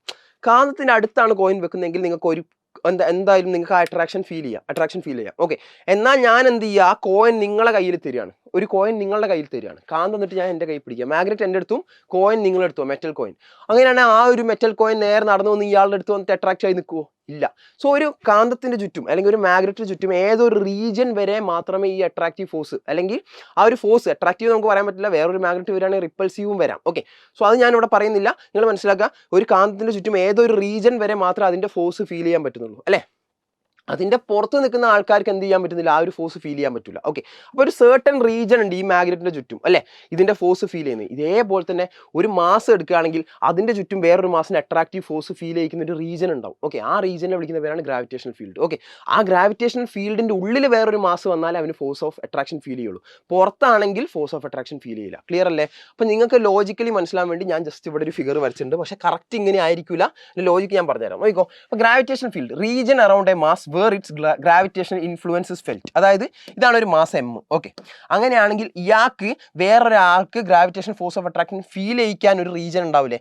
ആ റീജൻ, അതായത് ഈ റീജന്റെ പുറത്തുള്ള ആൾ ഇത് അട്രാക്ട് ചെയ്യില്ല, എന്നാൽ അകത്തുള്ള ആൾക്കാരൊക്കെ ഇവൻ അട്രാക്ട് ചെയ്യും. ഓക്കെ, അങ്ങനെയാണെങ്കിൽ നോക്കിക്കോ, ഈ മാസ് എമ്മിന് വേറൊരാളെ അട്രാക്ട് ചെയ്യിക്കാൻ പറ്റുന്ന ഒരു റീജൻ ഉണ്ടാവില്ല, ആ റീജനെ വിളിക്കുന്ന പേരാണ് ഗ്രാവിറ്റേഷണൽ ഫീൽഡ്. ഓക്കെ, അപ്പോൾ ഈ ഗ്രാവിറ്റേഷൻ ഫീൽഡിനുള്ളിൽ എവിടെ വേറൊരു മാസ് വന്നാലും അട്രാക്റ്റീവ് ഫോഴ്സ് ഫീൽ ചെയ്യും. എന്നാൽ അതിൻ്റെ പുറത്ത് പോയി നിൽക്കുകയാണെങ്കിൽ, ഇവിടെ പുറത്ത് ഒരു മാസ് സ്മോൾ എം നിൽക്കുകയാണെങ്കിൽ അതിനൊരിക്കലും ഇവൻ കാരണമുള്ള gravitation force of attraction feel ചെയ്യാൻ പറ്റില്ല. ഓക്കെ, അങ്ങനെ gravitation force of attraction feel ചെയ്യാൻ പറ്റാത്ത ആ ഒരു റീജൻ നമ്മൾ ഇൻഫിനിറ്റി എന്നാണ് വിളിക്കുക. ഓക്കെ, അപ്പോൾ ഇതാണ് ഗ്രാവിറ്റേഷൻ ഫീൽഡ് എങ്കിൽ ആ ഗ്രാവിറ്റേഷൻ ഫീൽഡിൻ്റെ പുറത്തൊക്കെ എന്തായിരിക്കും? ഇൻഫിനിറ്റി ആയിരിക്കും. സോ എന്താണ് ഇൻഫിനിറ്റി നിങ്ങൾക്ക് മനസ്സിലായോ? ഗ്രാവിറ്റേഷൻ ഫീൽഡിൻ്റെ പുറത്തുള്ളൊരു പോയിന്റാണ് നമ്മൾ ഇൻഫിനിറ്റി വിളിക്കുക. ക്ലിയർ അല്ലടാ? ക്ലിയർ അല്ലേ? പ്രശ്നങ്ങളൊന്നുമില്ലല്ലോ? ഓക്കെ, ഇനി എന്താണ് ഗ്രാവിറ്റേഷൻ ഫീൽഡ് ഇൻറ്റൻസിറ്റി? ഐ എന്നൊക്കെ നമ്മൾ പറയും. ഓക്കെ, അപ്പോൾ ഗ്രാവിറ്റേഷൻ ഫീൽഡ് ഇൻറ്റൻസിറ്റി പറഞ്ഞാൽ ഒന്നുമില്ല, it is the force experience by a unit mass placed at a point in gravitation field. അതായത് ഈ ഗ്രാവിറ്റേഷൻ ഫീൽഡിന്റെ സ്ട്രെങ്ത് പറഞ്ഞു തരാനുള്ള ഒരു ക്വാണ്ടിറ്റിയാണ് ഗ്രാവിറ്റേഷൻ ഫീൽഡ് ഇൻറ്റൻസിറ്റി. ഓക്കെ, അത്ര മാത്രമേ ഉള്ളൂ. ഓക്കെ, ഈ ഒരു ഗ്രാവിറ്റേഷൻ ഫീൽഡിന്റെ ഇവിടെയുള്ള സ്ട്രെങ്ത് ആയിരിക്കില്ല ഇവിടെ ഉണ്ടാവുക, അല്ലെ? ഡിസ്റ്റൻസ് കൂടുന്നതനുസരിച്ച് കുറഞ്ഞൊക്കെ വരിക, അല്ലേ? സോ ഇവിടെയുള്ള സ്ട്രെങ്ത് ആണ്, ഇവിടെയുള്ള സ്ട്രെങ്ത് ആണ്, ഇവിടെ സ്ട്രെങ്ത് ആണ് ഒക്കെ കൂടുതലും നമുക്ക് പറഞ്ഞു തരാൻ വേണ്ടിയുള്ള ഒരു ടേം ആണ് ഗ്രാവിറ്റേഷൻ ഫീൽഡ് ഇൻറ്റൻസിറ്റി. ഓക്കെ, അപ്പം ഗ്രാവിറ്റേഷൻ ഫീൽഡിന്റെ ഡെഫിനിഷൻ എന്ന് വായിച്ചു നോക്കുക, force experience by a unit mass placed at a point in gravitation field. Okay, അപ്പോൾ ഒരു യൂണിറ്റ് മാസിന്, അതായത് ഒരു 1 കിലോഗ്രാമിന് ഞാൻ ഗ്രാവിറ്റേഷണൽ ഫീൽഡിൽ കൊണ്ടുപോയി വെക്കുകയാണ് ഒരു മാസിൻ്റെത്. അങ്ങനെയാണെങ്കിൽ ഇവൻ എക്സ്പീരിയൻസ് ചെയ്യപ്പെടുന്ന ഫോഴ്സിനെയാണ് നമ്മൾ ഗ്രാവിറ്റേഷണൽ ഫീൽഡ് ഇൻറ്റൻസിറ്റി വിളിക്കുക. അങ്ങനെയാണെങ്കിൽ ഈ 1 കിലോഗ്രാം മാസിന് എക്സ്പീരിയൻസ് ചെയ്യുന്ന ഫോഴ്സിന്റെ വാല്യൂ എത്രയായിരിക്കും? G×m×1/r², അല്ലേ? ഇവൻ എക്സ്പീരിയൻസ് ചെയ്യുന്ന ഫോഴ്സ് പറഞ്ഞാൽ ഇവർ രണ്ടുപേരും കാരണമുള്ള അട്രാക്റ്റീവ് ഫോഴ്സ് അല്ലേ? സോ ആ എഫിന് ഇക്വേഷൻ എങ്ങനെ എഴുതാം? F = G(m×1/r²) അല്ലെങ്കിൽ Gm/r² എന്ന് എഴുതാം, അല്ലേ? അപ്പോൾ ഈ യൂണിറ്റ് മാസിന് എക്സ്പീരിയൻസ് ചെയ്യുന്ന ഫോഴ്സ് അല്ലേ ഇപ്പോൾ കിട്ടിയ Gm/r², അതിനെയാണ് നമ്മൾ എന്ത് വിളിക്കുക? ഗ്രാവിറ്റേഷണൽ ഫീൽഡ് ഇൻറ്റൻസിറ്റി വിളിക്കുക. സോ I = ഇക്വേഷൻ എന്തായി? Gm/r² ആയി, അല്ലേ? I = Gm/r² ആയി, അല്ലേ? ഓക്കെ, അപ്പോൾ ആ ഒരു ഐഡിയ നിങ്ങൾക്ക് മനസ്സിലായി, അല്ലേ? Force experience by unit mass ആയതുകൊണ്ടാണ് ആ സ്മോൾ എം പോയത് കേട്ടോ. സ്മോൾ എമ്മിൻ്റെ വാല്യൂ 1 ആയിപ്പോയി. ഇതാ സ്മോൾ എമ്മിൻ്റെ വാല്യൂ ഇവിടെ 1 ആയിപ്പോയി, അതുകൊണ്ടാണ് ആ സ്മോൾ എം ഇവിടെ ഇല്ലാത്തത്. ഓക്കെ അല്ലേ? Force experience by unit mass placed in a point in gravitation field is called gravitational field intensity. അപ്പോൾ ഗ്രാവിറ്റേഷൻ ഫീൽഡ് ഇൻറ്റൻസിറ്റി ഇക്വേഷനായി Gm/r² ആണ്, നിങ്ങൾക്ക് മനസ്സിലായി. ഓക്കെ, ഇനി ഞാൻ ചോദിക്കട്ടെ, ഗ്രാവിറ്റേഷണൽ ഫോഴ്സും ഈ ഗ്രാവിറ്റേഷൻ ഫീൽഡ് ഇൻറ്റൻസിറ്റി തമ്മിൽ എന്തെങ്കിലും റിലേഷൻ ഉണ്ടോ? ഉണ്ട്, അല്ലേ? ഗ്രാവിറ്റേഷൻ ഫോഴ്സ് ആണെങ്കിൽ Gmm/r² എന്നൊക്കെയാണ് നിങ്ങൾ ഇക്വേഷൻ കണ്ടിട്ടുണ്ടാവുക. ഇത് Gm/r² ഉള്ളൂ, വിച്ച് മീൻസ് ആ ഗ്രാവിറ്റേഷണൽ ഫോഴ്സ് ഓഫ് അട്രാക്ഷൻ്റെ equation divided by small M ചെയ്താലും എനിക്ക് കിട്ടൂലേ, അല്ലേ? അതായത് Gmm/r² എന്ന് പറഞ്ഞ ഇക്വേഷന് ഒരു എം ഡിവൈഡ് ചെയ്യുക വിചാരിക്കും, ഒരു എം ഡിവൈഡ് ചെയ്യാൻ വിചാരിക്കും. അങ്ങനെയാണെങ്കിൽ എനിക്ക് Gm/r² കിട്ടുക. അങ്ങനെ എനിക്ക് ഇങ്ങനെ എഴുതിക്കൂടെ? I = F/m എന്ന് എഴുതുന്നതിന് പ്രശ്നം ഉണ്ടോടാ? I = F/m എന്ന് എഴുതുന്നതിന് പ്രശ്നം ഉണ്ടോ? Gravitational field intensity = gravitational force by ആ ഒരു മാസിന്റെ മാഗ്നിറ്റ്യൂഡ് എത്രയാണോ അതുകൊണ്ട് ഡിവൈഡ് ചെയ്യുക. പ്രശ്നമില്ലല്ലോ. അങ്ങനെ വേണമെങ്കിൽ ഇങ്ങനെ ഒരു ഇക്വേഷൻ പഠിച്ചു വെച്ചൂടെ? ഇങ്ങനെ ഒരു ഇക്വേഷൻ വേണേൽ പഠിച്ചു വെച്ചൂടെ? പഠിച്ചു വെക്കാം. ഇത്രയും കാര്യങ്ങൾ ഓർക്കുക. ഇത്രയും കാര്യം ക്ലിയർ ആണല്ലോ? നമുക്ക് അടുത്തേക്ക് കിടക്കാം. നോക്കിക്കോ, ഗ്രാവിറ്റേഷൻ പൊട്ടൻഷ്യൽ എനർജി. എന്താണ് ഗ്രാവിറ്റേഷൻ പൊട്ടൻഷ്യൽ എനർജി? ഒന്നുമില്ല. നോക്കിക്കോ, work done in bringing a mass from infinity to a point. Okay, അതായത് നോക്കിക്കോ, work done in bringing a mass from infinity to a point in the gravitational field of another body. Okay, അതായത് ഇപ്പം ഒരു body ഇൻഫിനിറ്റിയിലാണ്. നോക്കിക്കോ, ഇത് ഒരു mass M ആണ്. Okay, ഇപ്പം ഞാൻ ഒരു ഇൻഫിനിറ്റി വരയ്ക്കുകയാണ്. ഇതൊരു ഇൻഫിനിറ്റി, അതായത് ഇതാണ് ഇതിൻ്റെ ഫീൽഡ്. ഞാനിപ്പോൾ ഈ യെല്ലോ ഡോട്ട് ഇട്ടില്ലേ, ഇതാണ് ഇതിൻ്റെ ഫീൽഡ് എന്ന് വിചാരിക്കും. ഓക്കെ, ഇതാണ് ഇതിൻ്റെ ഫീൽഡ്, ഗ്രാവിറ്റേഷൻ ഫീൽഡ്. സോ ആ ഗ്രാവിറ്റേഷൻ ഫീൽഡിൻ്റെ പുറത്തുള്ള പോയിന്റ്സ് ഒക്കെ എന്താണ്? ഇൻഫിനിറ്റി ആണ്, അല്ലേ? അങ്ങനെയാണ് ഇൻഫിനിറ്റിയിലുള്ള ഒരു പോയിന്റ് ആണ് എ. ഓക്കെ, ആ എയിൽ ഇപ്പോൾ ഒരു മാസ് എം നിൽക്കുകയാണ്. ഓക്കെ, ആ മാസ് എമ്മിനെ ഇൻഫിനിറ്റിയിൽ നിന്ന് എനിക്ക് കൊണ്ടുവന്നിട്ട് ഏതൊരു പോയിന്റ് സിയിലേക്ക് എത്തിക്കണം. അതിന് ചെയ്യേണ്ട വർക്കിനെയാണ് നമ്മൾ ഗ്രാവിറ്റേഷൻ പൊട്ടൻഷ്യൽ എനർജി എന്ന് വിളിക്കുക. പ്രശ്നമല്ലോ. Work done in bringing a mass from infinity to a point in the gravitation field. Gravitation ഫീൽഡിലെ പോയിന്റിലേക്ക് എത്തിക്കാനായിട്ട് ആവശ്യമുള്ള ആ ഒരു വർക്കിനെയാണ് ഗ്രാവിറ്റേഷൻ പൊട്ടൻഷ്യൽ എനർജി എന്ന് വിളിക്കുക. Work done in bringing a mass from infinity to a point in the gravitation field of another body. Okay അല്ലേ? Clear അല്ലേ? അപ്പോൾ ഇതിൻ്റെ ഒരു ഇക്വേഷൻ ഡിറൈവ് ചെയ്യാൻ ചോദിക്കാം, ഇതും കൂടെ പഠിച്ചു വെച്ചോ. നോക്കിക്കോ, അപ്പോൾ നിങ്ങൾക്ക് ഇത് എങ്ങനെയാണ് ചെയ്യുക വെച്ചിട്ടുണ്ടെങ്കിൽ ആദ്യം നിങ്ങൾ ഈ എന്ന് ബിയിലേക്ക് എത്താനുള്ള ആ ചെറിയ വർക്ക് കണ്ടുപിടിക്കുക. ഒരു DW വർക്ക് ഉണ്ടാവും. ഓക്കെ, ഒരു DX ഡിസ്പ്ലേസ്മെന്റ് നീക്കാൻ ഒരു DW വർക്ക് ഉണ്ടാവും. ഓക്കെ, ആ DW കണ്ടുപിടിച്ചിട്ട് അത് ഇൻ്റഗ്രേറ്റ് ചെയ്യുക. ഓക്കെ, ഇൻ്റഗ്രേറ്റ് ചെയ്യുക. എവിടുന്ന്? ഇൻഫിനിറ്റിയിലല്ല ഇപ്പോൾ ആ പോയിന്റ് എടുക്കുന്നത്. ഇൻഫിനിറ്റിയിൽ നിന്ന് എങ്ങോട്ടാണോ എത്തിക്കേണ്ടത്? ഞാനിപ്പോൾ സിയിലേക്കാണ് എത്തിക്കാൻ പോകണമെന്നായിരിക്കും. സോ ഒരു ആറിലേക്ക് അല്ലേ, ഒരു ആർ ഡിസ്റ്റൻസിലേക്കാണ് എത്തിക്കേണ്ടത്. സോ ഇൻഫിനിറ്റി ടു ആറിന് നമ്മളെ ഒരു ഇൻ്റഗ്രേഷൻ നമ്മൾ എന്ത് ചെയ്യുക, ആ ഒരു ലിമിറ്റിൽ നമ്മൾ ചെയ്തു വരിക. ഓക്കെ, അപ്പോൾ ഗ്രാവിറ്റേഷൻ ഫോഴ്സ് അറ്റ് എ നമുക്ക് എങ്ങനെ എഴുതാൻ പറ്റും? അതായത് നമുക്ക് വർക്ക് കാണണം, ഇവിടെ നിന്ന് ഇങ്ങോട്ട് എത്തിക്കാനുള്ള വർക്ക് DW കാണണം. ആ DW എന്ന് വെച്ചാൽ work is equal to force into displacement അല്ലടാ, ഫോഴ്സ് ഇൻറ്റു ഡിസ്പ്ലേസ്മെന്റ് ആണ്. സോ ഇവിടെ ഒരു ചെറിയ വർക്ക് DW ആണ് ചെയ്യുന്നത്. സോ അതിൻ്റെ ആ വാല്യൂ എങ്ങനെ എഴുതാം? എഫ് ഇൻറ്റു ചെറിയൊരു displacement DX, F into DX എന്ന് എഴുതാം. ഓക്കെ, അപ്പോൾ DW is equal to FDX എന്നൊക്കെ എഴുതാം. ഇതാ DW is equal to FDX എന്നൊക്കെ എഴുതാം. ഓക്കെ, അപ്പോൾ ആ ഗ്രാവിറ്റേഷണൽ ഫോഴ്സ് എയിൽ നിൽക്കുക, എയിൽ പറഞ്ഞ പോയിന്റും ഈ മാസം തമ്മിലുള്ള ഗ്രാവിറ്റേഷണൽ ഫോഴ്സിന്റെ ഇക്വേഷൻ നമുക്ക് എങ്ങനെ എഴുതാൻ പറ്റുമായിരുന്നു? ഇപ്പം നിങ്ങളൊരു കാര്യം മനസ്സിലാക്കണം, ഇൻഫിനിറ്റി പറഞ്ഞാൽ കറക്റ്റ് ഇങ്ങനെ ഒരു സർക്കിളായിട്ട് നിൽക്കുന്ന ഒരു സാധനത്തിന്റെ പുറത്തല്ല. മീൻസ് ഗ്രാവിറ്റേഷൻ ഫീൽഡ് കറക്റ്റ് ഇങ്ങനെ ഒരു വട്ടത്തിനുള്ളിൽ നിൽക്കുകയായിരിക്കില്ല. ഓക്കെ, മനസ്സിലാക്കുക, ഒരു റീജൻ ഉണ്ട്, ആ റീജണിൽ എന്താണ് ഫോഴ്സ് ഇങ്ങനെ കുറഞ്ഞു പോവുകയാണ്. കറക്റ്റ് ഇങ്ങനെ ഒരു പോയിന്റ് കഴിഞ്ഞു, അപ്പുറത്ത് ഫോഴ്സ് ഇല്ല, ഇപ്പുറത്ത് ഫോഴ്സ് ഉണ്ട്, അങ്ങനത്തെ ഒരു അവസ്ഥയിൽ നിൽക്കില്ല. ഇങ്ങനെ ഡിമിനിഷ്ഡ് ആയിട്ട് ഇങ്ങനെ കുറഞ്ഞു പോവായിരിക്കും ഫോഴ്സ്. ഓക്കെ, ഇൻഫിനിറ്റിയിലേക്ക് പോകുന്നവരും ഈ ഫോഴ്സ് ഇങ്ങനെ കുറഞ്ഞു പോവുമായിരിക്കും. ഓക്കെ, അങ്ങനെയാണ് ആ ഫോഴ്സിന്റെ ഇക്വേഷൻ. ഇപ്പൊ എയിൽ നിൽക്കുന്ന ആ ഒരു മാസ് എമ്മിന് ഈ ഒരു മാസ് എം കാരണം ഉണ്ടാവാൻ പോകുന്ന ആ ഫോഴ്സിന്റെ ഇക്വേഷൻ നമുക്ക് എങ്ങനെ എഴുതാം? GMM ബൈ എത്ര ഡിസ്റ്റൻസാ? എമ്മും തമ്മിൽ എക്സ് ഡിസ്റ്റൻസാ, GMM ബൈ എക്സ് സ്ക്വയർ എന്ന് എഴുതാം അല്ലേ. അപ്പോൾ ആ ഫോഴ്സിന്റെ ഇക്വേഷൻ നോക്കിക്കോ, GMM ബൈ എക്സ് സ്ക്വയർ എന്ന് എഴുതാം. Gravitational force at A is equal to GMM by X square എന്ന് എനിക്ക് എഴുതാം അല്ലേ. നീ നോക്കിക്കോ, എ എന്ന് ബിയിലേക്ക് ബോഡി ഡിസ്പ്ലേസ് ചെയ്യുമ്പോൾ ആ ചെറിയ work DW is equal to F into ആ ചെറിയ ഡിസ്പ്ലേസ്മെന്റ് FDX. ഓക്കെ അല്ലേ, കുഴപ്പമില്ല. അങ്ങനെയാണെങ്കിൽ വർക്ക് കാണണമെങ്കിൽ ഇതിനെ ഇന്റഗ്രേറ്റ് ചെയ്യണം അല്ലേ. അപ്പോൾ work is equal to integral FDX എവിടുന്ന് എങ്ങോട്ടാ? ഇൻഫിനിറ്റിന്ന് ആറിലേക്ക്, ഇൻഫിനിറ്റി ടു ആർ. ഓക്കെ, അപ്പോൾ വർക്ക് ഇസിക്വൽ ടു ഏതാ? ഇൻഫിനിറ്റിന്ന് ആറിലേക്ക് എഫിന്റെ വാല്യൂ എഴുതി കൊടുത്തോ, GMM by X square into DX. Okay, ഇനി ഇവിടെ കോൺസ്റ്റന്റ് ആയ ആൾക്കാരായിരിക്കുക, G ഒരു കോൺസ്റ്റന്റാ, മാസ് ഓഫ് ദ ബോഡി ഒരു കോൺസ്റ്റന്റാ, ഇത് മാസ് ഓഫ് ദ ഒബ്ജക്റ്റ്, ഇത് മാസ് ഓഫ് എന്താ എർത്ത് ആണെങ്കിൽ എർത്ത്, കുഴപ്പമൊന്നുമില്ല. ഓക്കെ, അപ്പോൾ GMM കോൺസ്റ്റന്റ്, അതിനെ പുറത്തേക്ക് എടുക്കാൻ പറ്റും. So work is equal to GMM integral എവിടെ നിന്ന് എങ്ങോട്ട്? Infinity to R. നോക്കിക്കോ, ഇവിടെ എക്സ് സ്ക്വയർ ഡിനോമിനേറ്ററിൽ ഉണ്ട്, അതിന് ഞാൻ ന്യൂമറേറ്ററിൽ എടുക്കുകയാണെങ്കിൽ x⁻⁻² എന്ന് എടുത്തൂടെ. So x⁻², DX. കുഴപ്പമില്ലല്ലോ, ഇത്രയും കാര്യം ക്ലിയർ ആയി വിചാരിക്കുന്നു. അങ്ങനെയാണെങ്കിൽ work is equal to GMM. എടാ, ഇന്റഗ്രൽ x⁻n dx എന്ന് പറഞ്ഞാൽ എന്താണ്? നിങ്ങൾ മനസ്സിലാക്കണം, അത് x⁻n+1 ബൈ n+1 ആണ്. ഓക്കെ, ഇന്റഗ്രൽ x⁻n dx എന്ന് പറഞ്ഞാൽ x⁻n+1 ബൈ n+1 ആണ്. ഓക്കെ, അങ്ങനെയാണെങ്കിൽ x⁻2 dx എന്ന് പറഞ്ഞാൽ എത്രയായിരിക്കും? x⁻2+1 by -2+1. ഓക്കെ, അങ്ങനെയാണ് work is equal to GMM എവിടുന്ന് എങ്ങോട്ട്? എക്സ് മീൻസ് ആദ്യം നമ്മൾ ആ ഒരു ഇത് നമ്മൾ സോൾവ് ചെയ്യണം. ഓക്കെ, അത് സോൾവ് ചെയ്ത് നമുക്ക് കിട്ടുക x⁻2+1 ബൈ -2+1. ഓക്കെ, എവിടുന്ന് എങ്ങോട്ടാണ്? ഇൻഫിനിറ്റിന്ന് ആറിലോട്ട്. ഓക്കെ, കുഴപ്പമില്ലല്ലോ. So work is equal to x⁻2+1 എന്ന് പറഞ്ഞാൽ തരാം, -2+1 എന്ന് പറഞ്ഞാൽ -1 ആണ്, -1. So GMM into x⁻1 by -1 എന്ന് വരും. ഓക്കെ, ഇൻഫിനിറ്റിന്ന് ആറിലോട്ട്. ഓക്കെ, ഈ ഒരു കാര്യം ചെയ്യും, ഈ മൈനസ് എന്താ ഈ ടേമിൽ കോമൺ ആയിട്ട് വരാൻ പോകണം, അത് ഞാൻ പുറത്തേക്ക് എടുത്തു. So work is equal to -GMM into x⁻1 ന്യൂമറേറ്ററില്ല, ഡിനോമിനേറ്ററിലേക്ക് പോകുമ്പോൾ 1/x ആവില്ലേ അല്ലേ. 1/xനെ വേണമെങ്കിൽ x⁻1 എന്ന് എഴുതാൻ ഞാൻ നേരത്തെ പറഞ്ഞല്ലോ. സോ x⁻1നെ 1/x എന്ന് എഴുതാൻ പറ്റും. So 1/x infinity to R. Okay, ഇനി നിങ്ങൾ ആ ലിമിറ്റ് ഇട്ട് കൊടുക്കുക, upper limit minus lower limit ചെയ്യുക. So work is equal to -GMM into upper limit 1/r ആയിരിക്കും അല്ലേ, മൈനസ് ലോവർ ലിമിറ്റ് 1/∞. അവിടെ 1/∞ പറഞ്ഞ ടേം എന്തായി പോകും? 0 ആയി പോകും അല്ലേ. അങ്ങനെയാണെങ്കിൽ work is equal to -GMM/r. ഈ വർക്ക്, അതായത് ഇവിടുന്ന് ഇങ്ങോട്ട് കൊണ്ടുവരാൻ ആവശ്യമുള്ള ഈ വർക്കിനെയാണ് നമ്മൾ ഗ്രാവിറ്റേഷൻ പൊട്ടൻഷ്യൽ എനർജി U എന്ന് വിളിക്കുക. So work is equal to ആ gravitation potential energy U is equal to -GMM/r. കുഴപ്പമില്ലല്ലോ. സ്മോൾ ആർ എന്ന് പറഞ്ഞാൽ എത്ര ഡിസ്റ്റൻസിലേക്കാണോ കൊണ്ടുവരേണ്ടത്. ഓക്കെ, ഞാൻ ഒരു കാര്യം ചോദിക്കട്ടെ, gravitation potential energy at the surface of the earth ആണ് ചോദിച്ചെങ്കിലോ? സർഫസ് ഓഫ് ദ എർത്ത് ആണെങ്കിൽ നിങ്ങളുടെ ഡിസ്റ്റൻസ് ക്യാപിറ്റൽ R ആയിരിക്കും വരിക. ഈ സ്മോൾ ആറിന് പകരം നിങ്ങൾക്ക് എന്തിട്ട് കൊടുക്കാം? ഈ distance radius of the earth ആണെങ്കിൽ ക്യാപിറ്റൽ R ഇട്ട് കൊടുത്താൽ മതി. ഓക്കെ അല്ലേ, ഐഡിയ മനസ്സിലായില്ലേ? ക്ലിയർ അല്ലേ? ഓക്കെ, ഒരു R distance small R distance ആയതുകൊണ്ടാണ് ഞാൻ ഇപ്പോൾ സ്മോൾ ആർ എടുത്തത്. ഈ സർഫസ് ഓഫ് ദ എർത്ത് ആണെങ്കിൽ നിങ്ങൾക്ക് ആ distance radius of the earth capital R ആയിട്ട് എടുക്കാമെന്നേ പറഞ്ഞുള്ളൂ. Okay, gravitation potential energy at the surface of the earth ആണെങ്കിൽ നിങ്ങൾക്ക് വേണമെങ്കിൽ ഈ സ്മോൾ ആറിന് പകരം ക്യാപിറ്റൽ R ഇട്ട് കൊടുക്കാം. ലോജിക്ക് മനസ്സിലായോ? ക്ലിയർ അല്ലേ? മതി. ഇനി അടുത്ത ഗ്രാവിറ്റേഷൻ പൊട്ടൻഷ്യൽ എന്താണ്? ഒന്നുമില്ല, ഈ പറഞ്ഞ ഡെഫിനിഷൻ തന്നെ ഒന്ന് ചെറുതായിട്ടൊന്ന് മാറ്റിയാൽ മതി. Work done bringing a unit mass from infinity to a point in the gravitation field of another body. നോക്കോ, അത് നേരത്തെ ഒരു m മാസിനെ ആയിരുന്നു ഇൻഫിനിറ്റിന്ന് ഒരു പോയിന്റിലേക്ക് കൊണ്ടുവന്നത്, ഇപ്പോൾ നമ്മൾ യൂണിറ്റ് മാസിനെ കൊണ്ടുവരുന്നു, അത്രേ ഉള്ളൂ. Work done bringing a unit mass from infinity to a point in the gravitation field of another body. Okay, അങ്ങനെയാണ് നേരത്തെ വർക്കിന്റെ ഇക്വേഷൻ എന്തായിരുന്നു? -GMM/r അല്ലേ. Work is equal to minus G M M by R. അപ്പോൾ നമ്മൾ കണ്ടുപിടിക്കാൻ പോകുന്നത് എന്താണ്? ഗ്രാവിറ്റേഷൻ പൊട്ടൻഷ്യൽ വി ആണ് കണ്ടുപിടിക്കാൻ പോകുന്നത്. V okay, gravitation potential V ആണ് കണ്ടുപിടിക്കാൻ പോകുന്നത്. ഓക്കെ, ആ ഗ്രാവിറ്റേഷൻ പൊട്ടൻഷ്യലിന്റെ ഡെഫിനിഷൻ എന്താണ്? യൂണിറ്റ് മാസിനെ ഇൻഫിനിറ്റിയിൽ നിന്ന് ഇങ്ങോട്ടേക്ക് കൊണ്ടുവരാൻ ആവശ്യമുള്ള വർക്ക്. സോ യൂണിറ്റ് മാസ് പറഞ്ഞിട്ട് ഈ സ്മോൾ എമ്മിന്റെ വാല്യൂ എന്തായി പോകും? 1 ആയി പോകും. യൂണിറ്റ് അല്ലേ? So work is equal to minus G M by R എന്ന് കിട്ടും. ഓക്കെ, ആ ഒരു യൂണിറ്റ് മാസിനെ ഇങ്ങോട്ട് കൊണ്ടുവരാൻ ആവശ്യമുള്ള വർക്കിന്റെ വാല്യൂ ഇപ്പോൾ minus G M by R അല്ലേ?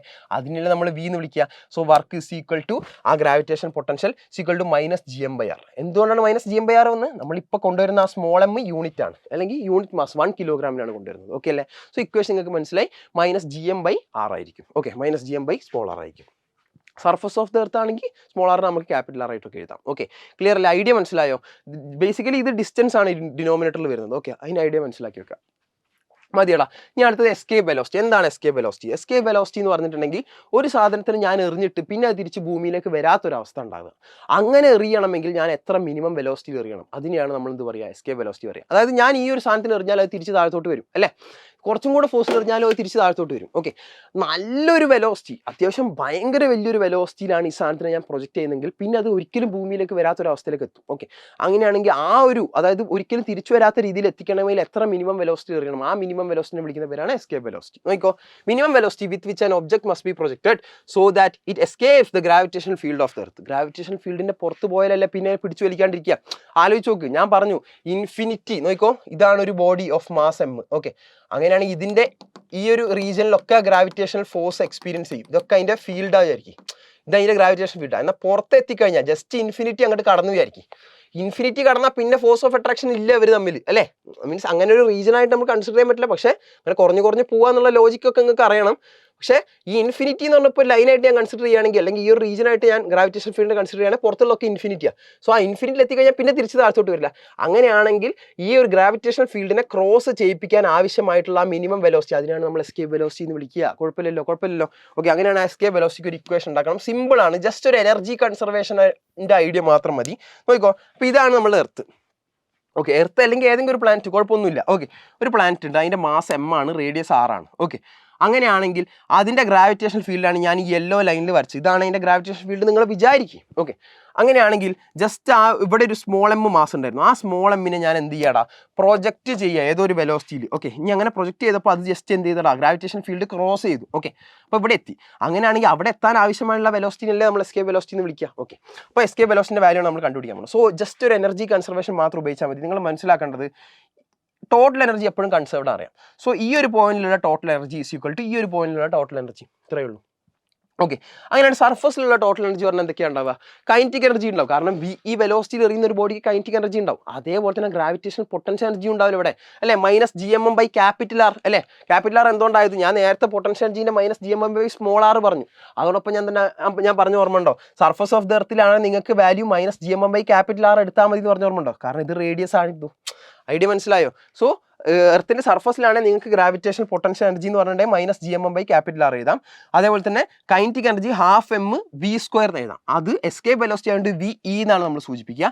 So half M V E square എന്ന് എഴുതാം. സോ സർഫസിലുള്ള ടോട്ടൽ എനർജി പറഞ്ഞാൽ പൊട്ടൻഷ്യൽ എനർജി പ്ലസ് കൈനറ്റിക് എനർജിയാണ്, which is equal to minus G M M by capital R plus half M V E square. Okay, ഇനി ഇൻഫിനിറ്റിൻ്റെ അവസ്ഥ നോക്കാം.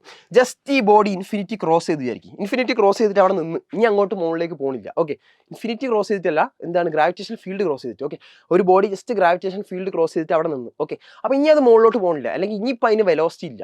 Velocity ഇല്ലെങ്കിൽ അവിടെ കൈനറ്റിക് എനർജി ഉണ്ടോ? ഇല്ല. സോ നിങ്ങൾ മനസ്സിലാക്കുക, ഇവിടെ ജസ്റ്റ് ഇത് ഗ്രാവിറ്റേഷൻ ഫീൽഡ് ക്രോസ് ചെയ്ത് കഴിയുകയാണെങ്കിൽ അവിടെ കൈനറ്റിക് എനർജി ഇല്ല, റെസ്റ്റിലേക്ക് എത്തിയ മാസ്. ഓക്കെ, അപ്പോൾ കൈനറ്റിക് എനർജി ഇല്ല, അത് 0 ആയി. ഈ പൊട്ടൻഷ്യൽ എനർജി, ഇൻഫിനിറ്റിയിൽ എത്തുന്ന ഒരു ബോഡിക്ക് പൊട്ടൻഷ്യൽ എനർജി ഉണ്ടാവില്ല അല്ലേ? ഇൻഫിനിറ്റിയിൽ എത്തുന്ന ഒരു ബോഡിക്ക് പൊട്ടൻഷ്യൽ എനർജി ഉണ്ടാവില്ല. അപ്പോൾ പൊട്ടൻഷ്യൽ എനർജിയും കൈനറ്റിക് എനർജിയും 0 ആവാണ്. പൊട്ടൻഷ്യൽ എനർജി ഇൻഫിനിറ്റിയിലുള്ള പൊട്ടൻഷ്യൽ എനർജി 0 ആണ്. മനസ്സിലാക്കി വെക്കണേ. ഇൻഫിനിറ്റിയിലുള്ള പൊട്ടൻഷ്യൽ എനർജിന്റെ വാല്യൂ 0 ആയിരിക്കും. ഓക്കെ, അപ്പം പൊട്ടൻഷ്യൽ എനർജി 0 ആയി, കൈനറ്റിക് എനർജി 0 ആയി. സോ ടോട്ടൽ എനർജി കൺസേർവ്ഡ് ആണ്. സോ ഇവിടെയുള്ള ടോട്ടൽ എനർജി, അതായത് സർഫസിലുള്ള total energy should be equal to ആ ഒരു എവിടെയുള്ള ടോട്ടൽ എനർജി, മീൻസ് ഇൻഫിനിറ്റി എത്തിക്കഴിയുമ്പോൾ ടോട്ടൽ എനർജി. സോ നമുക്ക് ജസ്റ്റ് ഇക്വേറ്റ് ചെയ്യണം. എന്താ വരിക? Minus G M M by capital R plus half M V E square is equal to 0 എന്ന് വരും. ഇതേപോലെ നോക്കോ, half M V E square minus G M M by R is equal to 0. നമുക്ക് ഇതിൻ്റെ അകത്ത് വി ഇ അല്ലേ കണ്ടേ? So ഈ minus G M M by ആറിന് അങ്ങോട്ട് കൊണ്ടുപോയിക്കോ. സോ അങ്ങോട്ട് കൊണ്ടുപോകുകയാണെങ്കിൽ half M V E square is equal to G M M by R എന്ന് വരും. സ്മോൾ എമ്മും വെട്ടി. അങ്ങനെയാണെങ്കിൽ V E square is equal to 2 G M by R എന്ന് വരും. V E square is equal to 2 G M by R, അല്ലെങ്കിൽ V E is equal to root 2 G M by R. ഇതാണ് നമുക്ക് എന്ത് escape velocity equation ആയിട്ട് കിട്ടാൻ പോകുന്നത്, root 2 G M by R. So escape വെലോസിറ്റിയും പ്രൊജക്റ്റ് ചെയ്തിട്ട് ഇൻഫിനിറ്റിയിൽ എത്തിക്കാൻ പോണ ആ ഒരു ഒബ്ജക്റ്റിന്റെ മാസിനെ ഡിപ്പെൻഡ് ചെയ്യുന്നില്ല. ഏതാണോ പ്ലാനറ്റ് അതിന്റെ മാസിനെയും അതിന്റെ റേഡിയസിനെയും ഡിപ്പെൻഡ് ചെയ്യുന്നുള്ളൂ. മനസ്സിലാക്കി വെക്കുക കേട്ടോ, അത് നിങ്ങൾക്ക് മനസ്സിലാക്കി വെക്കാം. ഇനി വേണമെങ്കിൽ ഈ ഒരു ഇക്വേഷൻ നമുക്ക് മാറ്റി എഴുതാം. എങ്ങനെ അറിയോ? നിങ്ങൾക്കറിയാം G=gm/r² എന്ന് അറിഞ്ഞുകൂടാ. അങ്ങനെയാണെങ്കിൽ നിങ്ങൾക്ക് ഇങ്ങനെ എഴുതിക്കൂടെ? Gm=gr² എന്ന് എഴുതാം അല്ലേ? അങ്ങനെ എഴുതാം. അങ്ങനെയാണ് ഈ GM ന് വേണേൽ GR² സബ്സ്റ്റിറ്റ്യൂട്ട് ചെയ്യാം. GR² സബ്സ്റ്റിറ്റ്യൂട്ട് ചെയ്യാം. അങ്ങനെയാണ് ആലോചിച്ച് നോക്ക്. ഇവിടെ G×r² വരികയാണെങ്കിൽ ആ ആറിന്റെ സ്ക്വയറും താഴത്തെ ആറും കൂടെ കട്ട് ചെയ്ത് പോയിട്ടുണ്ടെങ്കിൽ നിങ്ങൾക്ക് ഇങ്ങനത്തെ ഒരു ഇക്വേഷൻ എഴുതിക്കൂടെ? √2 G അവിടെ തന്നെ ഉണ്ടാവും. മുകളിൽ ഒരു ആറിന്റെ സ്ക്വയർ വരും, താഴെ ഒരു 6 വരും. അതിന് കാരണം GM എന്ന് പറഞ്ഞാൽ GR² അല്ലേ? ആറിന്റെ സ്ക്വയറും ആറും കട്ട് ചെയ്ത് പോയിട്ടുണ്ടെങ്കിൽ ഒരു 6 മുകളിലുണ്ടാവും. സോ GR ഇങ്ങനെ ഇക്വേഷൻ എഴുതാം. അത്രേ ഞാൻ പറഞ്ഞുള്ളൂ കേട്ടോ. ഇനി എർത്തിന്റെ കേസിലുള്ള മാസും റേഡിയസും നമുക്കറിയാലോ, ജീന്റെ വിലയും നമുക്കറിയാലോ. സോ എർത്തിന്റെ കേസിൽ നമ്മൾ സോൾവ് ചെയ്യുമ്പോൾ എസ്കേപ്പ് വെലോസിറ്റി ഓഫ് എർത്ത് എന്ന് പറഞ്ഞാൽ 11.2 km/s. ആലോചിച്ച് നോക്കണം, 11.2 km ഒരു സെക്കൻഡിൽ കവർ ചെയ്യാൻ പറ്റുന്ന രീതിയിലുള്ളൊരു വെലോസിറ്റി. അതായത് 11.2 meters അല്ലെങ്കിൽ 11.2 kilometers എന്ത് ചെയ്യണം? ഒരു സെക്കൻഡിൽ കവർ ചെയ്യണം. ആലോചിച്ച് നോക്കി, ഞാനും നിങ്ങളും തമ്മിലുള്ള വീടിൻ്റെ ഡിസ്റ്റൻസ് അല്ലെങ്കിൽ എൻ്റെ വീടും നിങ്ങളുടെ വീടും തമ്മിൽ 11.2 km ആയിരിക്കും. അത് ഞാൻ ഒരു സെക്കൻഡ് കൊണ്ട് എത്തുമോ? ഇല്ല. അപ്പം ആ ഒരു സെക്കൻഡിൽ എത്താൻ പറ്റുന്ന ഒരു വെലോസിറ്റി, അത്രയും വെലോസിറ്റിയിൽ പ്രൊജക്ട് ചെയ്താൽ മാത്രമേ ഈ ഒബ്ജക്റ്റിന് എന്ത് ചെയ്യാൻ പറ്റുള്ളൂ? ഗ്രാവിറ്റേഷൻ ഫീൽഡിൽ നിന്ന് പുറത്താക്കാൻ പറ്റുള്ളൂ, അല്ലെങ്കിൽ ഇൻഫിനിറ്റിയിൽ എത്തിക്കാൻ പറ്റുള്ളൂ. ഓക്കെ, ജസ്റ്റ് ഇൻഫിനിറ്റിയിൽ എത്തിക്കാൻ പറ്റുള്ളൂ. ഐഡിയ മനസ്സിലായോ? ഓക്കെ, അപ്പം ഇതേപോലെ തന്നെ എസ്കേപ്പ് വെലോസിറ്റി ഓഫ് മൂൺ പറഞ്ഞാൽ 2.3 km/s ആണ്. ഓക്കെ, ഐഡിയ മനസ്സിലായല്ലോ? സോ ഈ ഒരു സംഭവം നിങ്ങൾ ഓർത്ത് വെക്കുക. ഈ ഒരു ഭാഗത്ത് വേണമെങ്കിൽ ഇങ്ങനെ ഒരു ക്വസ്റ്റ്യൻ വരാം. അതായത് മൂണിൽ അറ്റ്മോസ്ഫിയർ ഇല്ല, എർത്തിൽ അറ്റ്മോസ്ഫിയർ ഉണ്ട്. റീസൺ എന്താണ്? അതായത് നിങ്ങൾ മനസ്സിലാക്കണം, മൂണിലുള്ള ഗ്യാസ് മോളിക്യൂൾസ്, ഇപ്പം ഞാൻ പറയാം എർത്തിൽ ഗ്യാസ് മോളിക്യൂൾസ് ഒരുപാടുണ്ട്. ഓക്കെ, അങ്ങനെയാണ് ഈ ഗ്യാസ് മോളിക്യൂൾസിന്റെ RMS വെലോസിറ്റി പറഞ്ഞ വെലോസിറ്റി ഉണ്ട്. Okay, root mean square velocity. ആ വെലോസിറ്റിന്റെ വാല്യൂ ഈ എസ്കേപ്പ് വെലോസിറ്റിനേക്കാൾ കുറവാണ്. സോ എസ്കേപ്പ് ചെയ്തു പോകില്ല, അവർ എർത്തിൽ തന്നെ നിൽക്കും. സോ എർത്തിന് അറ്റ്മോസ്ഫിയർ ഉണ്ട്. എന്നാൽ മൂണിന്റെ അവസ്ഥ എന്താ? മൂണിന്റെ എസ്കേപ്പ് വെലോസിറ്റി 2.3 km/s. അത് അവിടെയുള്ള ഗ്യാസ് മോളിക്യൂൾസിന്റെ RMS വെലോസിറ്റി ഇതിനേക്കാൾ കൂടുതലാണ്. സോ അവർക്കൊക്കെ എന്താണ് എസ്കേപ്പ് ചെയ്യാൻ പറ്റും അല്ലേ? അവരൊക്കെ എസ്കേപ്പ് ചെയ്തു. അങ്ങനത്തെ ഒരു ക്വസ്റ്റ്യനും ഉണ്ട്. സോ അതൊന്ന് ജസ്റ്റ് ഓർത്ത് വെക്കുക. ഓക്കെ, ക്വസ്റ്റ്യൻസ് ഒക്കെ നമുക്ക് ലൈവിൽ ഡിസ്കസ് ചെയ്യാം. ഓക്കെ, ലൈവ് വരുമ്പോൾ നമുക്ക് ഡിസ്കസ് ചെയ്യാം. അപ്പോൾ നമ്മൾ ജസ്റ്റ് ചാപ്റ്റർ റിവൈസ് ചെയ്തു പോകാം. ഓക്കെ, അപ്പോൾ ഓർബിറ്റൽ വെലോസിറ്റി എന്താണ് ഓർബിറ്റൽ വെലോസിറ്റി? അതായത് സാറ്റലൈറ്റ്സിനെ പറ്റി നമുക്ക് പഠിക്കണം. സാറ്റലൈറ്റുകൾ ഉണ്ട് അല്ലേ? അപ്പോൾ സാറ്റലൈറ്റിനെ പറ്റി എന്താണ് ആർട്ടിഫിഷ്യൽ, എന്താണ് നാച്ചുറൽ ഒന്നും ഞാൻ പറയണ്ട. സാറ്റലൈറ്റ്സ് പറയേണ്ട ഒന്നുമില്ല. ഇതിപ്പോൾ ഒരു പ്ലാനറ്റ് ആയിരിക്കും, ഇതൊരു പ്ലാനറ്റ് ആയിരിക്കും. ഓക്കെ, ഈ പ്ലാനറ്റിന്റെ ചുറ്റും ആരൊക്കെ കിടന്ന് കറങ്ങുന്നു? ഈ പ്ലാനറ്റിന്റെ ചുറ്റും ഒരാൾ ഇങ്ങനെ കിടന്ന് കറങ്ങുകയാണ് വിചാരിക്കും, ഇങ്ങനെ കിടന്ന് കറങ്ങുക വിചാരിക്കും. അങ്ങനെയാണെങ്കിൽ ഇത് അയാളുടെ സാറ്റലൈറ്റ് ആണ്. ഓക്കെ, ഇതിപ്പോൾ നമ്മളെ എർത്തിന്റെ ചുറ്റും മൂണ് കറങ്ങുന്നുണ്ട്. മൂണിന് സാറ്റലൈറ്റ് ആണ് എർത്തിന്റെ. ഓക്കെ, അപ്പോൾ ഒരു പ്ലാനറ്റിന്റെ ചുറ്റും ആരൊക്കെ കിടന്ന് കറങ്ങുന്നു? അവരൊക്കെ സാറ്റലൈറ്റ്സ് ആണ്. ഇത്രയേ ഉള്ളൂ. ഓക്കെ, അപ്പോൾ അങ്ങനെയാണെങ്കിൽ സാറ്റലൈറ്റ്സ് എന്താ അറിയാം? അതിന് നമുക്ക് നാച്ചുറൽ, ആർട്ടിഫിഷ്യൽ, അതേപോലെ തന്നെ നമുക്ക് എന്താണ് പോളാർ, ജിയോ സ്റ്റേഷൻ, അതൊക്കെ ഡിലീറ്റഡ് ആണെന്ന് തോന്നുന്നു. സോ അതൊന്നും നമുക്ക് ഡീറ്റെയിൽ ആയിട്ട് പറയണ്ട. നമുക്കപ്പോൾ സാറ്റലൈറ്റ്സിനെ കുറിച്ചുള്ള ഒരു 3 ഡെറിവേഷൻസ് നമ്മൾ പഠിക്കണം. ഏതൊക്കെയാണ്? ഓർബിറ്റൽ വെലോസിറ്റി, അതേപോലെ തന്നെ ടൈം പീരീഡ്, അതേപോലെ തന്നെ എനർജി കൺസർവ്. മീൻസ് ഒരു എനർജീൻ്റെ ഒരു ഐഡിയയും കൊണ്ടുവരണം. അതായത് കൈനറ്റിക് എനർജി എത്ര, പൊട്ടൻഷ്യൽ എത്ര, ടോട്ടൽ എനർജി എത്ര, അതിനും കൂടി ഒരു ഐഡിയ വേണം. സോ ഓർബിറ്റൽ വെലോസിറ്റി എന്തായിരിക്കും? ഓർബിറ്റ് ചെയ്യാനൊരു സാറ്റലൈറ്റിന് ആവശ്യമുള്ള വെലോസിറ്റി, അല്ലെങ്കിൽ ഒരു സാറ്റലൈറ്റ് ഇങ്ങനെ കറങ്ങണമെങ്കിൽ ആവശ്യമുള്ള velocity. So velocity with which satellites moves in a closed orbit. ഒരു ക്ലോസ്ഡ് ഓർബിറ്റ് സാറ്റലൈറ്റ് കറങ്ങാനുള്ള വെലോസിറ്റിയാണ് ഓർബിറ്റൽ വെലോസിറ്റി എന്ന് വിളിക്കുക. ഇതൊരു സാറ്റലൈറ്റ് ഓഫ് മാസ് m ആയിരിക്കും. ഇതൊരു പ്ലാനറ്റ് ഓഫ് മാസ് m ആയിരിക്കും. ഇതൊരു ഓർബിറ്റാണ്. സോ സാറ്റലൈറ്റ് ഇങ്ങനെ കറങ്ങാണ് ചെയ്യുക. അപ്പോൾ ആ സാറ്റലൈറ്റിന് കറങ്ങാൻ, അതായത് നമ്മൾ ഓർബിറ്റൽ വെലോസിറ്റിക്ക് ഒരു ഇക്വേഷൻ ആണ് കണ്ടുപിടിക്കാൻ പോകുന്നത്. സോ ഒരു സാറ്റലൈറ്റിന് കറങ്ങാൻ ആവശ്യമുള്ള ഫോഴ്സ് സെൻട്രിപിറ്റൽ ഫോഴ്സാണ്. ആ സെൻട്രിപിറ്റൽ ഫോഴ്സ് ആരാ പ്രൊവൈഡ് ചെയ്യുന്നത്? ഇങ്ങനെ കറങ്ങുമ്പോൾ ഒരു സെൻട്രിപിറ്റൽ ഫോഴ്സ് ഉണ്ടാവില്ലേ? ആ സെൻട്രിപിറ്റൽ ഫോഴ്സ് ആരാ പ്രൊവൈഡ് ചെയ്യുന്നത്? ഇവർ തമ്മിലുള്ള ഗ്രാവിറ്റേഷണൽ ഫോഴ്സ് ഓഫ് അട്രാക്ഷൻ ആണ് പ്രൊവൈഡ് ചെയ്യുന്നത്. അങ്ങനെയാണെങ്കിൽ ഇപ്പം ഈ സാറ്റലൈറ്റ് ഒരു H ഹൈറ്റിലാണ് സർഫസ് ഓഫ് ദ പ്ലാനറ്റ് എന്നുള്ളത്, ഒരു H ഹൈറ്റിലാണുള്ളത്. ഓക്കെ, അങ്ങനെയാണെങ്കിൽ ആ ഒരു പ്ലാനറ്റിന്റെ റേഡിയസ് ക്യാപിറ്റൽ R ആയിരിക്കും. ഓക്കെ, അങ്ങനെയാണെങ്കിൽ ടോട്ടൽ അതൊരു R+H ഹൈറ്റിലാണുള്ളത്, അല്ലെങ്കിൽ R+H ഡിസ്റ്റൻസിലാണുള്ളത്. ഓക്കെ, അങ്ങനെയാണെങ്കിൽ ഈ R+H ഞാനിപ്പോൾ സ്മോൾ r എന്ന് എടുക്കുകയാണ്. R+H സ്മോൾ r അങ്ങനെ എടുക്കുകയാണ്. ഓക്കെ, അങ്ങനെയാണെങ്കിൽ ഈ ഒരു സെൻട്രിപിറ്റൽ ഫോഴ്സിന്റെ ഇക്വേഷൻ നമുക്ക് എങ്ങനെ എഴുതാം? M ആണ് അല്ലേ? ഒരു V0 ഓർബിറ്റൽ വെലോസിറ്റിയിലാണ് കറങ്ങുന്നതായിരിക്കും. So mv0² r, small r distance അല്ലേ? Small r distance mv0² r എന്ന് എഴുതാൻ പറ്റും സെൻട്രിപിറ്റൽ ഫോഴ്സിന്റെ ഇക്വേഷൻ. ഗ്രാവിറ്റേഷൻ ഫോഴ്സിന്റെ ഇക്വേഷൻ എങ്ങനെ എഴുതാം? G×m r². സ്മോൾ r ഇടുന്നത് എന്തുകൊണ്ടാണ്? കാരണം നമ്മളിപ്പോൾ സ്മോൾ r ഡിസ്റ്റൻസ് ആണ് കൺസിഡർ ചെയ്തത്, അതുകൊണ്ട്. ഓക്കെ, ഇനി ഈ സ്മോൾ ആറും ഈ സ്മോൾ ആറിന്റെ സ്ക്വയറും വെട്ടിപ്പോയി, ഈ എമ്മും വെട്ടിപ്പോയി. അങ്ങനെയാണ് v0² gm/r എന്ന് കിട്ടും. v0 √gm/r എന്ന് കിട്ടും. ഇതാണ് നമ്മളുടെ ഓർബിറ്റൽ വെലോസിറ്റി ഇക്വേഷൻ. ഓക്കെ, ഇനി ഞാൻ പറയുകയാണ്, the satellite is orbiting very close to the earth. Satellite എർത്തിന്റെ, ഇപ്പോൾ ഇത് എർത്ത് വിചാരിക്കും ഇപ്പോൾ. ഓക്കെ, സാറ്റലൈറ്റ് എർത്തിന്റെ അടുത്ത് വളരെ അടുത്താണ് ചുറ്റുന്നത് വിചാരിക്കും, വളരെ അടുത്താണ് ഇങ്ങനെ റിവോൾവ് ചെയ്യുന്നതായിരിക്കും. സോ ഇവിടേക്കാന്ന് വിചാരിക്കും. അങ്ങനെയാണ് എച്ചിന്റെ വാല്യൂ എത്ര എടുക്കാം? എച്ചിന്റെ വാല്യൂ 0ന് തുല്യമായില്ലേ? അതായത് സാറ്റലൈറ്റ് ഇപ്പോൾ ഇവിടെ അങ്ങനെ കിടന്നിട്ട് കറങ്ങുന്നത് വിചാരിക്കടാ, ഇത്രയും അടുത്തായി. സോ എച്ചിൻ്റെ വാല്യൂ ഇപ്പം വലിയൊരു വാല്യൂ ഒന്നുമില്ല, സീറോനോട് അടുപ്പിച്ചു. ഓക്കെ, അങ്ങനെയാണെങ്കിൽ നിങ്ങൾക്ക് ഈ R+H, അതായത് സ്മോൾ ആർ എന്ന് പറഞ്ഞാൽ R+H ആയിരുന്നല്ലോ, ഇനിയിപ്പോൾ എച്ച് ഇല്ല. അപ്പോൾ സ്മോൾ ആർ എന്ന് പറഞ്ഞാൽ ക്യാപിറ്റൽ ആർ ആയിട്ട് എടുക്കാം അല്ലേ. സ്മോൾ ആറിന് പകരം ഇപ്പോൾ ക്യാപിറ്റൽ ആർ എഴുതാം, കാരണം എച്ച് ഇല്ല, എച്ച് നമ്മൾ സീറോ ആയിപ്പോയി. പിന്നെ small R is equal to capital R എന്നുള്ള രീതിയിലല്ല വരിക. സോ അങ്ങനെയാണെങ്കിൽ എച്ച് സീറോ ആവുകയാണ്. സോ അങ്ങനെയാണ് V is equal to √GM/സ്മോൾ ആർ എന്ന് എഴുതാം. ആ സ്മോൾ ആർ എന്ന് പറഞ്ഞാൽ R+H ആയിരുന്നു. സോ ഈക്വൽ ടു √GM/R+H എന്ന് എഴുതാം. പക്ഷേ ഇവിടെ എച്ച് എന്താവുകയാണ്, സീറോ ആവുകയാണ് അല്ലേ, വെരി ക്ലോസ് ടു എർത്താണ് എച്ച് സീറോ. സോ ഈ ടേം ഇല്ല. അപ്പം orbital velocity V0 is equal to √GM/R എന്ന് എഴുതാം. ഈ ഇക്വേഷങ്ങൾ എവിടെയും കണ്ടിട്ടുണ്ട്. ഇതേപോലത്തെ ഒരു ഇക്വേഷൻ കണ്ടിട്ടുണ്ട്. എവിടെ? നിങ്ങൾ എസ്കേപ്പ് വെലോസിറ്റി പഠിച്ചപ്പോൾ √2GM/R എന്ന് പഠിച്ചിട്ടുണ്ട്. So escape velocity orbital velocity തമ്മിലുള്ള ഒരു റിലേഷൻ വേണം നിങ്ങൾക്ക് ഇവിടെ എഴുതാം. Escape velocity is equal to √2 times orbital velocity. നിങ്ങൾക്ക് വേണമെങ്കിൽ ഇവിടെ എഴുതിക്കൂടെ എഴുതാം. ഇനി വേണമെങ്കിൽ ഈ ഇക്വേഷൻ വേണമെങ്കിൽ ഇങ്ങനെ എഴുതാം. √2GM/R നിങ്ങൾ എഴുതി ഓർമ്മയുണ്ടോ? √2 സ്മോൾ GR എന്ന് എഴുതിയില്ലേ, അതേപോലെ തന്നെ ഇതിന് എന്ത് എഴുതാടാ, വെറും GR എന്ന് എഴുതാം. കാരണം എന്താ GM എന്ന് പറഞ്ഞാൽ GR². ആ ആറിൻ്റെ സ്ക്വയറും താഴത്തെ ആറും വെട്ടിപ്പോയാൽ √GR എന്ന് വരും. ക്ലിയർ ആണെന്ന് വിചാരിക്കുന്നു. ഇത്രയും കാര്യങ്ങൾ നിങ്ങൾ മനസ്സിലാക്കി വെക്കുക കേട്ടോ, നമ്മളെല്ലാം പറയുന്നുണ്ട്. ഓക്കെ, ഇനി ടൈം പീരീഡ് ഓഫ് റെവല്യൂഷൻ, അതായത് ഒരു സാറ്റലൈറ്റ് ഒരു റെവല്യൂഷൻ തീർക്കാൻ എടുക്കുന്ന സമയം. അപ്പോൾ time taken by satellite to complete 1 revolution around earth അല്ലെങ്കിൽ അറൗണ്ട് എ പ്ലാനറ്റ്. ഓക്കെ, അപ്പം ഇവിടെയാണ് ഇപ്പോൾ ഒരു സാറ്റലൈറ്റ് ഉള്ളത് വിചാരിക്കും.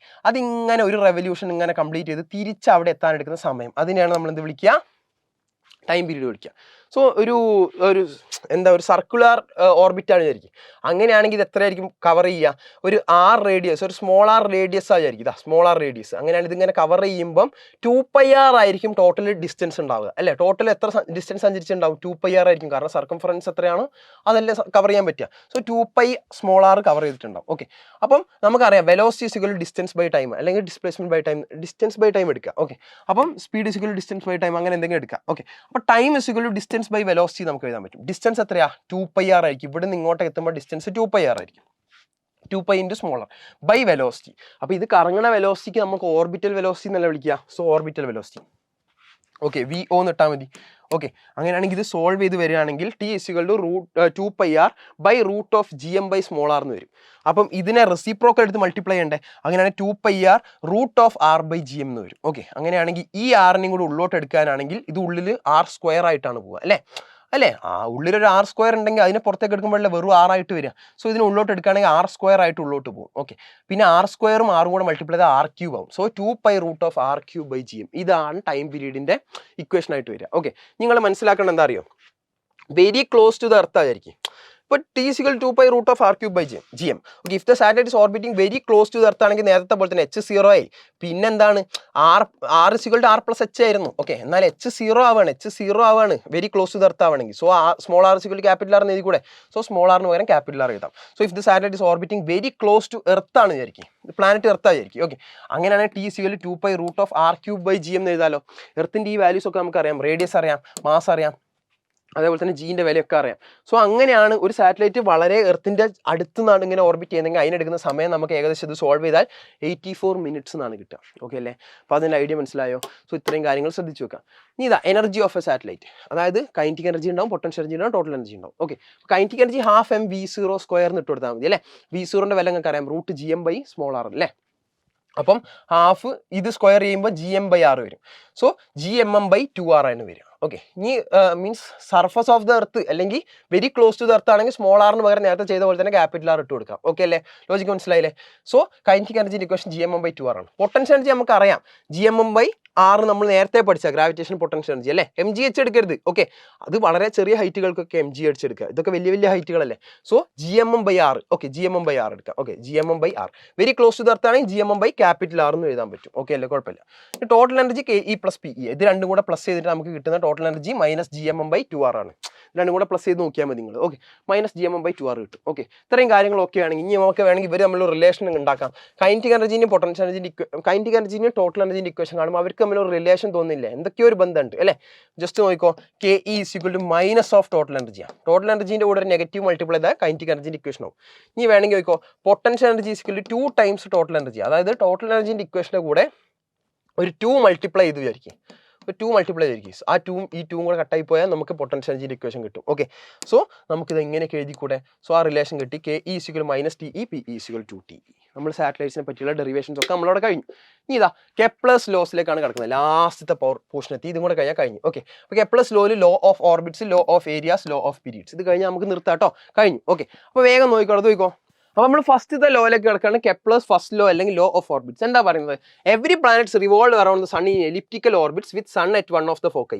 അതായത് പ്ലാനറ്റ്സ് ഒക്കെ സണ്ണിന്റെ ചുറ്റും കറങ്ങുന്നത് എലിപ്റ്റിക്കൽ പാത്തുകളിലാണ്. ഓക്കെ, അതിൽ സൺ എവിടെയാ? ഏതോ ഒരു ഫോക്കസിൽ. 2 ഫോക്കസ് ഉണ്ടാവും എലിപ്സിന്. അതിൽ ഏതോ ഒരു ഫോക്കസിൽ സണ്ണ് നിൽക്കും, ബാക്കി പ്ലാനറ്റുകളൊക്കെ ഇങ്ങനെ അതിനെ കറങ്ങിക്കൊണ്ടിരിക്കും. ഓക്കെ, അങ്ങനെയാണെങ്കിൽ നിങ്ങൾക്ക് ഒരു കാര്യം കൂടെ ഞാൻ പറഞ്ഞുതരാം. പ്ലാനറ്റ് ഇതാ ഈ ഒരു പോയിന്റിൽ എത്തുകയാണെങ്കിൽ സണ്ണിനോട് ഏറ്റവും അടുത്ത് കിടക്കുന്ന ഒരു പോയിന്റ് ആയിരിക്കും അല്ലേ? പ്ലാനറ്റ് ഇങ്ങനെ കറങ്ങുക, പ്ലാനറ്റ് അല്ല, വേറൊരു പ്ലാനറ്റ്. ഓക്കെ, വേറൊരു പ്ലാനറ്റ് ഇങ്ങനെ കറങ്ങുകയാണ്. ഓക്കെ, അതിങ്ങനെ കറങ്ങിയിട്ട് ഏകദേശം ഒരു ഇവിടെ എത്തി. ഓക്കെ, അത് സണ്ണിനോട് ഏറ്റവും അടുത്ത് കിടക്കുന്ന പോയിന്റ് ഇതായിരിക്കും. ഇതിനെ നമ്മൾ പെരിഹീലിയോൺ എന്നൊക്കെ പറയാം. പെരിഹീലിയോൺ. ഓക്കെ, പെരിഹീലിയോൺ എന്നൊക്കെ പറയാം. ഓക്കെ, സൂര്യൻ്റെ ഏറ്റവും അടുത്ത് കിടക്കുന്ന ഒരു പോയിന്റ്. ഇനി സൂര്യൻ്റെ അടുത്ത് ഏറ്റവും ദൂരെ കിടക്കുന്ന പോയിന്റ് ഏതായിരിക്കും? ഇങ്ങനെ പോയി ഇവിടെ ആയിരിക്കും അല്ലേ?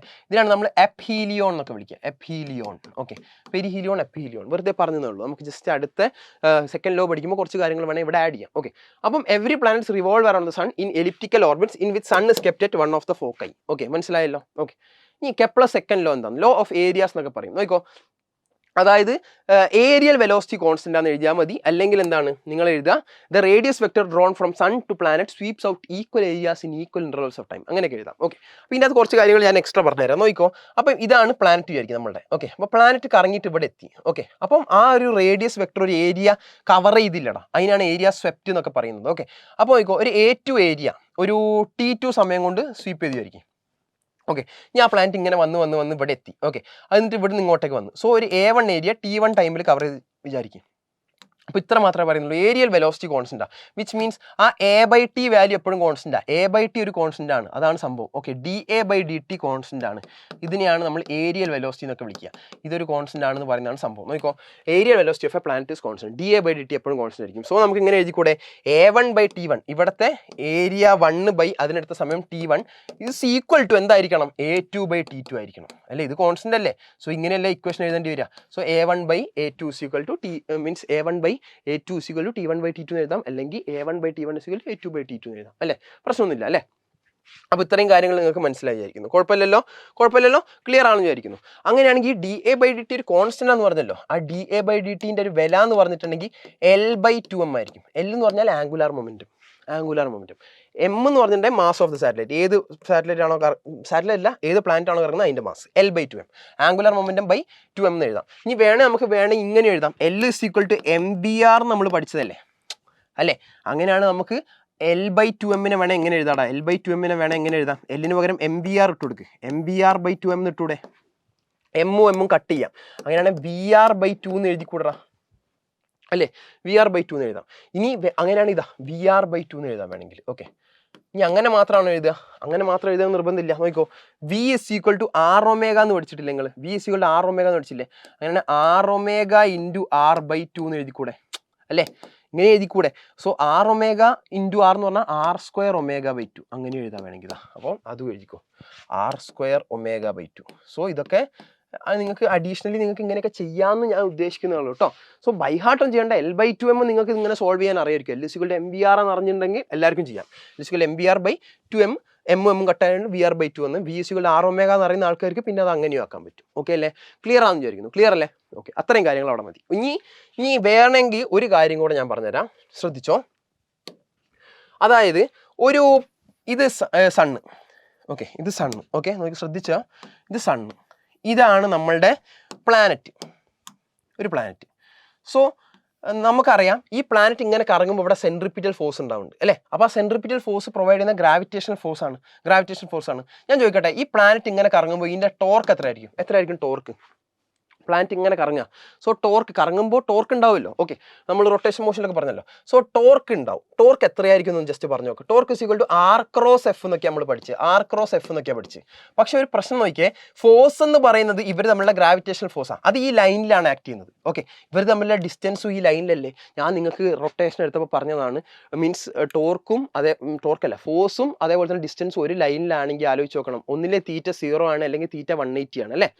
അല്ലേ? തീറ്റ 0-180 വരാം. സോ RF സൈൻ തീറ്റ അല്ലേ ശരിക്കും ടോർക്കിന്റെ എക്സ്പാൻഷൻ അല്ലേ? സോ തീറ്റ ഇപ്പം 0-180 ആവുകയാണെങ്കിൽ തീറ്റ =0 ആയാലും 180 ആയാലും ടോർക്കിന്റെ വില മിനിമം ആയിരിക്കും, നമ്മൾ പഠിച്ചിട്ടുണ്ട്. സോ ടോർക്ക് RF × സൈൻ 0 അല്ലെങ്കിൽ സൈൻ 180, അതൊക്കെ 0 ആയി പോകും. സൈൻ 0 സൈൻ 180 എന്ത് തന്നെയാണ്? 0 ആണ്. സോ ടോർക്ക് 0 ആയിരിക്കും വരിക. അപ്പോൾ പ്ലാനറ്റ് സണ്ണിന് ചുറ്റും ഇങ്ങനെ കറങ്ങുമ്പോൾ അതിൻ്റെ ടോർക്ക് 0 ആയിരിക്കും.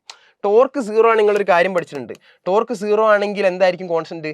L കോൺസ്റ്റന്റ് ആയിരിക്കും. കാരണം നിങ്ങൾക്ക് അറിയുന്നതല്ലേ, ഇഫ് ടോർക്ക് = 0 നിങ്ങൾ പഠിച്ചതല്ലടാ, അതായത് ടോർക്ക് dL/dt ആണ് നമുക്കറിയാം. സോ ടോർക്ക് 0 ആണെങ്കിൽ L ഒരു കോൺസ്റ്റന്റ് ആയിരിക്കണം. So L = constant. ഇതൊക്കെ ഇവിടെ എന്തിനാ പറഞ്ഞതല്ലേ, ഒരു ഐഡിയക്ക് വേണ്ടിയിട്ടാണ് പറയുന്നത്. ഓക്കെ, L കോൺസ്റ്റന്റ് ആയിരിക്കും. സോ ഒരു പ്ലാനറ്റ് കറങ്ങുമ്പോൾ ടോർക്ക് 0 ആയിരിക്കും, ആംഗുലാർ മൊമെന്റ് ഒരു കോൺസ്റ്റന്റ് ആയിരിക്കും. ഓക്കെ അല്ലേ? ആംഗുലാർ മൊമെന്റ് ഒരു കോൺസ്റ്റന്റ് ആയിരിക്കും. ക്ലിയർ അല്ലേ? ആംഗുലാർ മൊമെന്റും കോൺസ്റ്റന്റ് ആണെങ്കിൽ MVR കോൺസ്റ്റന്റ് ആണ്. ആംഗുലാർ മൊമെന്റ് എന്ന് പറഞ്ഞാൽ MVR അല്ലടാ, അപ്പൊ അതൊരു കോൺസ്റ്റന്റ് ആവണ്ടേ അല്ലേ? M എപ്പോഴും കോൺസ്റ്റന്റ് ആണ്, കാരണം ഇവിടെ ഉള്ള മാസ് തന്നെയാണ് കറങ്ങി തിരിഞ്ഞത് എവിടെ എത്താൻ പോണത്. ഓക്കെ, അപ്പൊ എമ്മിന്റെ കാര്യം നമ്മൾ പറയേണ്ട കാര്യമില്ല. ഓക്കെ, പക്ഷെ വിയും ആറും നമുക്ക് ഡിസ്കസ് ചെയ്യേണ്ട കാര്യമാണ്. നോക്കിക്കേ, ഞാനിപ്പോൾ പറയാൻ പോയത് എന്തിനാന്ന് ഇപ്പൊ നിങ്ങൾക്ക് മനസ്സിലാവും. നോക്കിക്കോ, ഇതാണ് നമ്മളെ സണ്ണ്, ഇത് പ്ലാനറ്റിന്റെ ഒരു അപ്പീലിയോൺ അല്ലെങ്കിൽ എന്താണ് ഏറ്റവും ദൂരെ കിടക്കുന്ന പോയിന്റ്, ഇത് പെരിഹീലിയോൺ. ഓക്കെ, അങ്ങനെയാണെങ്കിൽ നോക്കിക്കോ, ഇവിടേക്കൊരു ഡിസ്റ്റൻസ് ഉണ്ട്, ഇവിടേക്കൊരു ഡിസ്റ്റൻസ് ഉണ്ട്. ഓക്കെ, അപ്പം ഇവിടെ ഉള്ള പ്ലാനറ്റിന്റെ മാസം M തന്നെയാണ് കറങ്ങി തിരിഞ്ഞ് ഇവിടെ എത്താൻ പോകണം, അതിന് നമ്മൾ മൈൻഡ് ചെയ്യണ്ട. സോ VR ഒരു കോൺസ്റ്റന്റ് നമുക്ക് എഴുതിക്കൂടെ? ജസ്റ്റ് ഈ ഒരു ഇക്വേഷൻ MVR = കോൺസ്റ്റന്റ് പകരം M ഓൾറെഡി ഒരു കോൺസ്റ്റന്റ് ആണ്, VR = കോൺസ്റ്റന്റ് എഴുതാം. അങ്ങനെയാണെങ്കിൽ V inversely proportional to R എന്ന് എഴുതിക്കൂടെ? അല്ലെ, V inversely proportional to R എന്ന് എഴുതാം. സോ ഇവിടെ R കൂടുതലാണ് അല്ലേ? മീൻസ് അപ്പീലിയോണിലേക്ക് പോകുമ്പോൾ R കൂടുതലാണ്, പെരിഹീലിയോണിലേക്ക് R കുറവാണ്. സോ R കൂടിയ സ്ഥലത്ത് R കൂടുകയാണെങ്കിൽ അവിടെ വെലോസിറ്റി കുറയണം. സോ ഇവിടെ വെലോസിറ്റി കുറവായിരിക്കും. ഓക്കെ, അവിടെ പ്ലാനറ്റ് എത്തുമ്പോൾ വെലോസിറ്റി കുറവായിരിക്കും കറങ്ങുന്നതിൻ്റെ. ഓക്കെ, ഇവിടെ എത്തുമ്പോൾ വെലോസിറ്റി കൂടുതലായിരിക്കും. ഓക്കെ, വെലോസിറ്റി കൂടിയാൽ automatically kinetic energy കൂടൂലേ? K = ½ mv² അല്ലേ? ഇവിടെ അപ്പോൾ കൈനറ്റിക് എനർജി കുറവായിരിക്കും. ഇനി വേണം എങ്ങനെയും പറഞ്ഞൂടെ, ഡിസ്റ്റൻസ് കുറഞ്ഞാൽ ഗ്രാവിറ്റേഷണൽ ഫോഴ്സ് ഓഫ് അട്രാക്ഷൻ കൂടൂലേ? So gravitational force of attraction ഇവിടെ കൂടുതലായിരിക്കും, ഗ്രാവിറ്റേഷണൽ ഫോഴ്സ് ഓഫ് അട്രാക്ഷൻ ഇവിടെ കുറവായിരിക്കും. ഇങ്ങനെയൊക്കെ പറഞ്ഞൂടെ? സോ ഈ ഒരു പെരിഹീലിയോണിൽ ഇപ്പറഞ്ഞ ആൾക്കാരൊക്കെ കൂടുതലായിരിക്കും, ഈ ഒരു അപ്പീലിയോണിൽ ഇപ്പറഞ്ഞ ആൾക്കാരൊക്കെ കുറവായിരിക്കും. ഈ ലോജിക്കും കൂടെ ഓർത്ത് വെച്ചാൽ എളുപ്പമായിരിക്കും. ഓക്കെ, ഈ ലോജിക്ക് ഓർത്ത് വെച്ചാൽ ഇവിടെ എത്തുമ്പോഴാണോ പ്ലാനറ്റിന് വെലോസിറ്റി കൂടുക അല്ലെങ്കിൽ കൈനറ്റിക് എനർജി കൂടുക എത്ര ചോദിച്ചിട്ടുണ്ടെങ്കിൽ ഡയറക്റ്റ് ഈ ഒരു കാര്യം ഓർത്താൽ മതി. ഓക്കെ, ഗ്രാവിറ്റേഷൻ ഫോഴ്സ് ഈ പോയിന്റിലാണോ കൂടുക, അതൊക്കെ നിങ്ങൾക്ക് ഇനി പറയാൻ പറ്റും. ക്ലിയർ അല്ലടാ? ക്ലിയർ ആണെന്ന് വിചാരിക്കുന്നു. ലാസ്റ്റ് നമ്മുടെ Kepler's third law of period. The square of time period of a planet is directly proportional to the cube of semi-major axis. അതായത് നോക്കിക്കോ, എലിപ്സിന് ഒരു മേജർ ആക്സിസ് ഉണ്ട്, ഒരു മൈനർ ആക്സിസ് ഉണ്ട്. ഓക്കെ, ഈ മേജർ ആക്സിസ് 2A എന്നൊക്കെയാണ് നമ്മൾ പറയുക, ഇത് മൈനർ ആക്സിസ് 2B എന്നൊക്കെയാണ് നമ്മൾ പറയുക. സോ 2A പകുതി എത്രയാ? A ആയിരിക്കും. ഓക്കെ, അപ്പം ഇതാണ് മേജർ ആക്സിസ് 2A. അങ്ങനെയാണെങ്കിൽ ഇതെന്തായിരിക്കും? സെമി മേജർ ആക്സിസ് ആയിരിക്കും. A എന്ന് പറഞ്ഞാൽ സെമി മേജർ ആക്സിസ് ആയിരിക്കും. ഓക്കെ അല്ലേ? അങ്ങനെയാണെങ്കിൽ the square of time period of planet is directly proportional to cube of semi major axis. അതായത് ടൈം പീരീഡിന്റെ square is proportional to cube of semi major axis. ഇതാണ് സംഭവം. Okay, അപ്പോൾ problem ചെയ്യുമ്പോൾ നമുക്ക് ഈ ഒരു സെമി മേജർ ആക്സിസിന്റെ ലെങ്ത് ഒന്നല്ല തരിക, പ്ലാനറ്റും സണ്ണും നമ്മുടെ ഡിസ്റ്റൻസ് തരിക. സോ നമുക്ക് ആ ഡിസ്റ്റൻസിന്റെ ക്യൂബായിട്ട് എടുത്തിട്ട് പ്രോബ്ലം ചെയ്താൽ മതി. ഓക്കെ അല്ലേ? ക്ലിയർ അല്ലേ? അപ്പോൾ കംപ്ലീറ്റ് ആയുള്ള ചാപ്റ്ററിന്റെ കൺസെപ്റ്റ് നമ്മൾ ഈ ഒരു ചെറിയ വീഡിയോയിൽ നമ്മൾ പറഞ്ഞിട്ടുണ്ട്. സോ ഒട്ടും അറിയാത്ത ആൾക്കാർക്ക് വരെ ഈ ഒരൊറ്റ വീഡിയോ കണ്ടാൽ മതി. നല്ല രീതിക്ക് പഠിക്കുക, നല്ല മാർക്ക് സ്കോർ ചെയ്യുക. ഇതിന്റെ ക്വസ്റ്റ്യൻസ് ഒക്കെ നമുക്ക് ലൈവിൽ ഡിസ്കസ് ചെയ്യാം. എല്ലാവരും അവിടെ ഉണ്ടാവണം. Okay, by.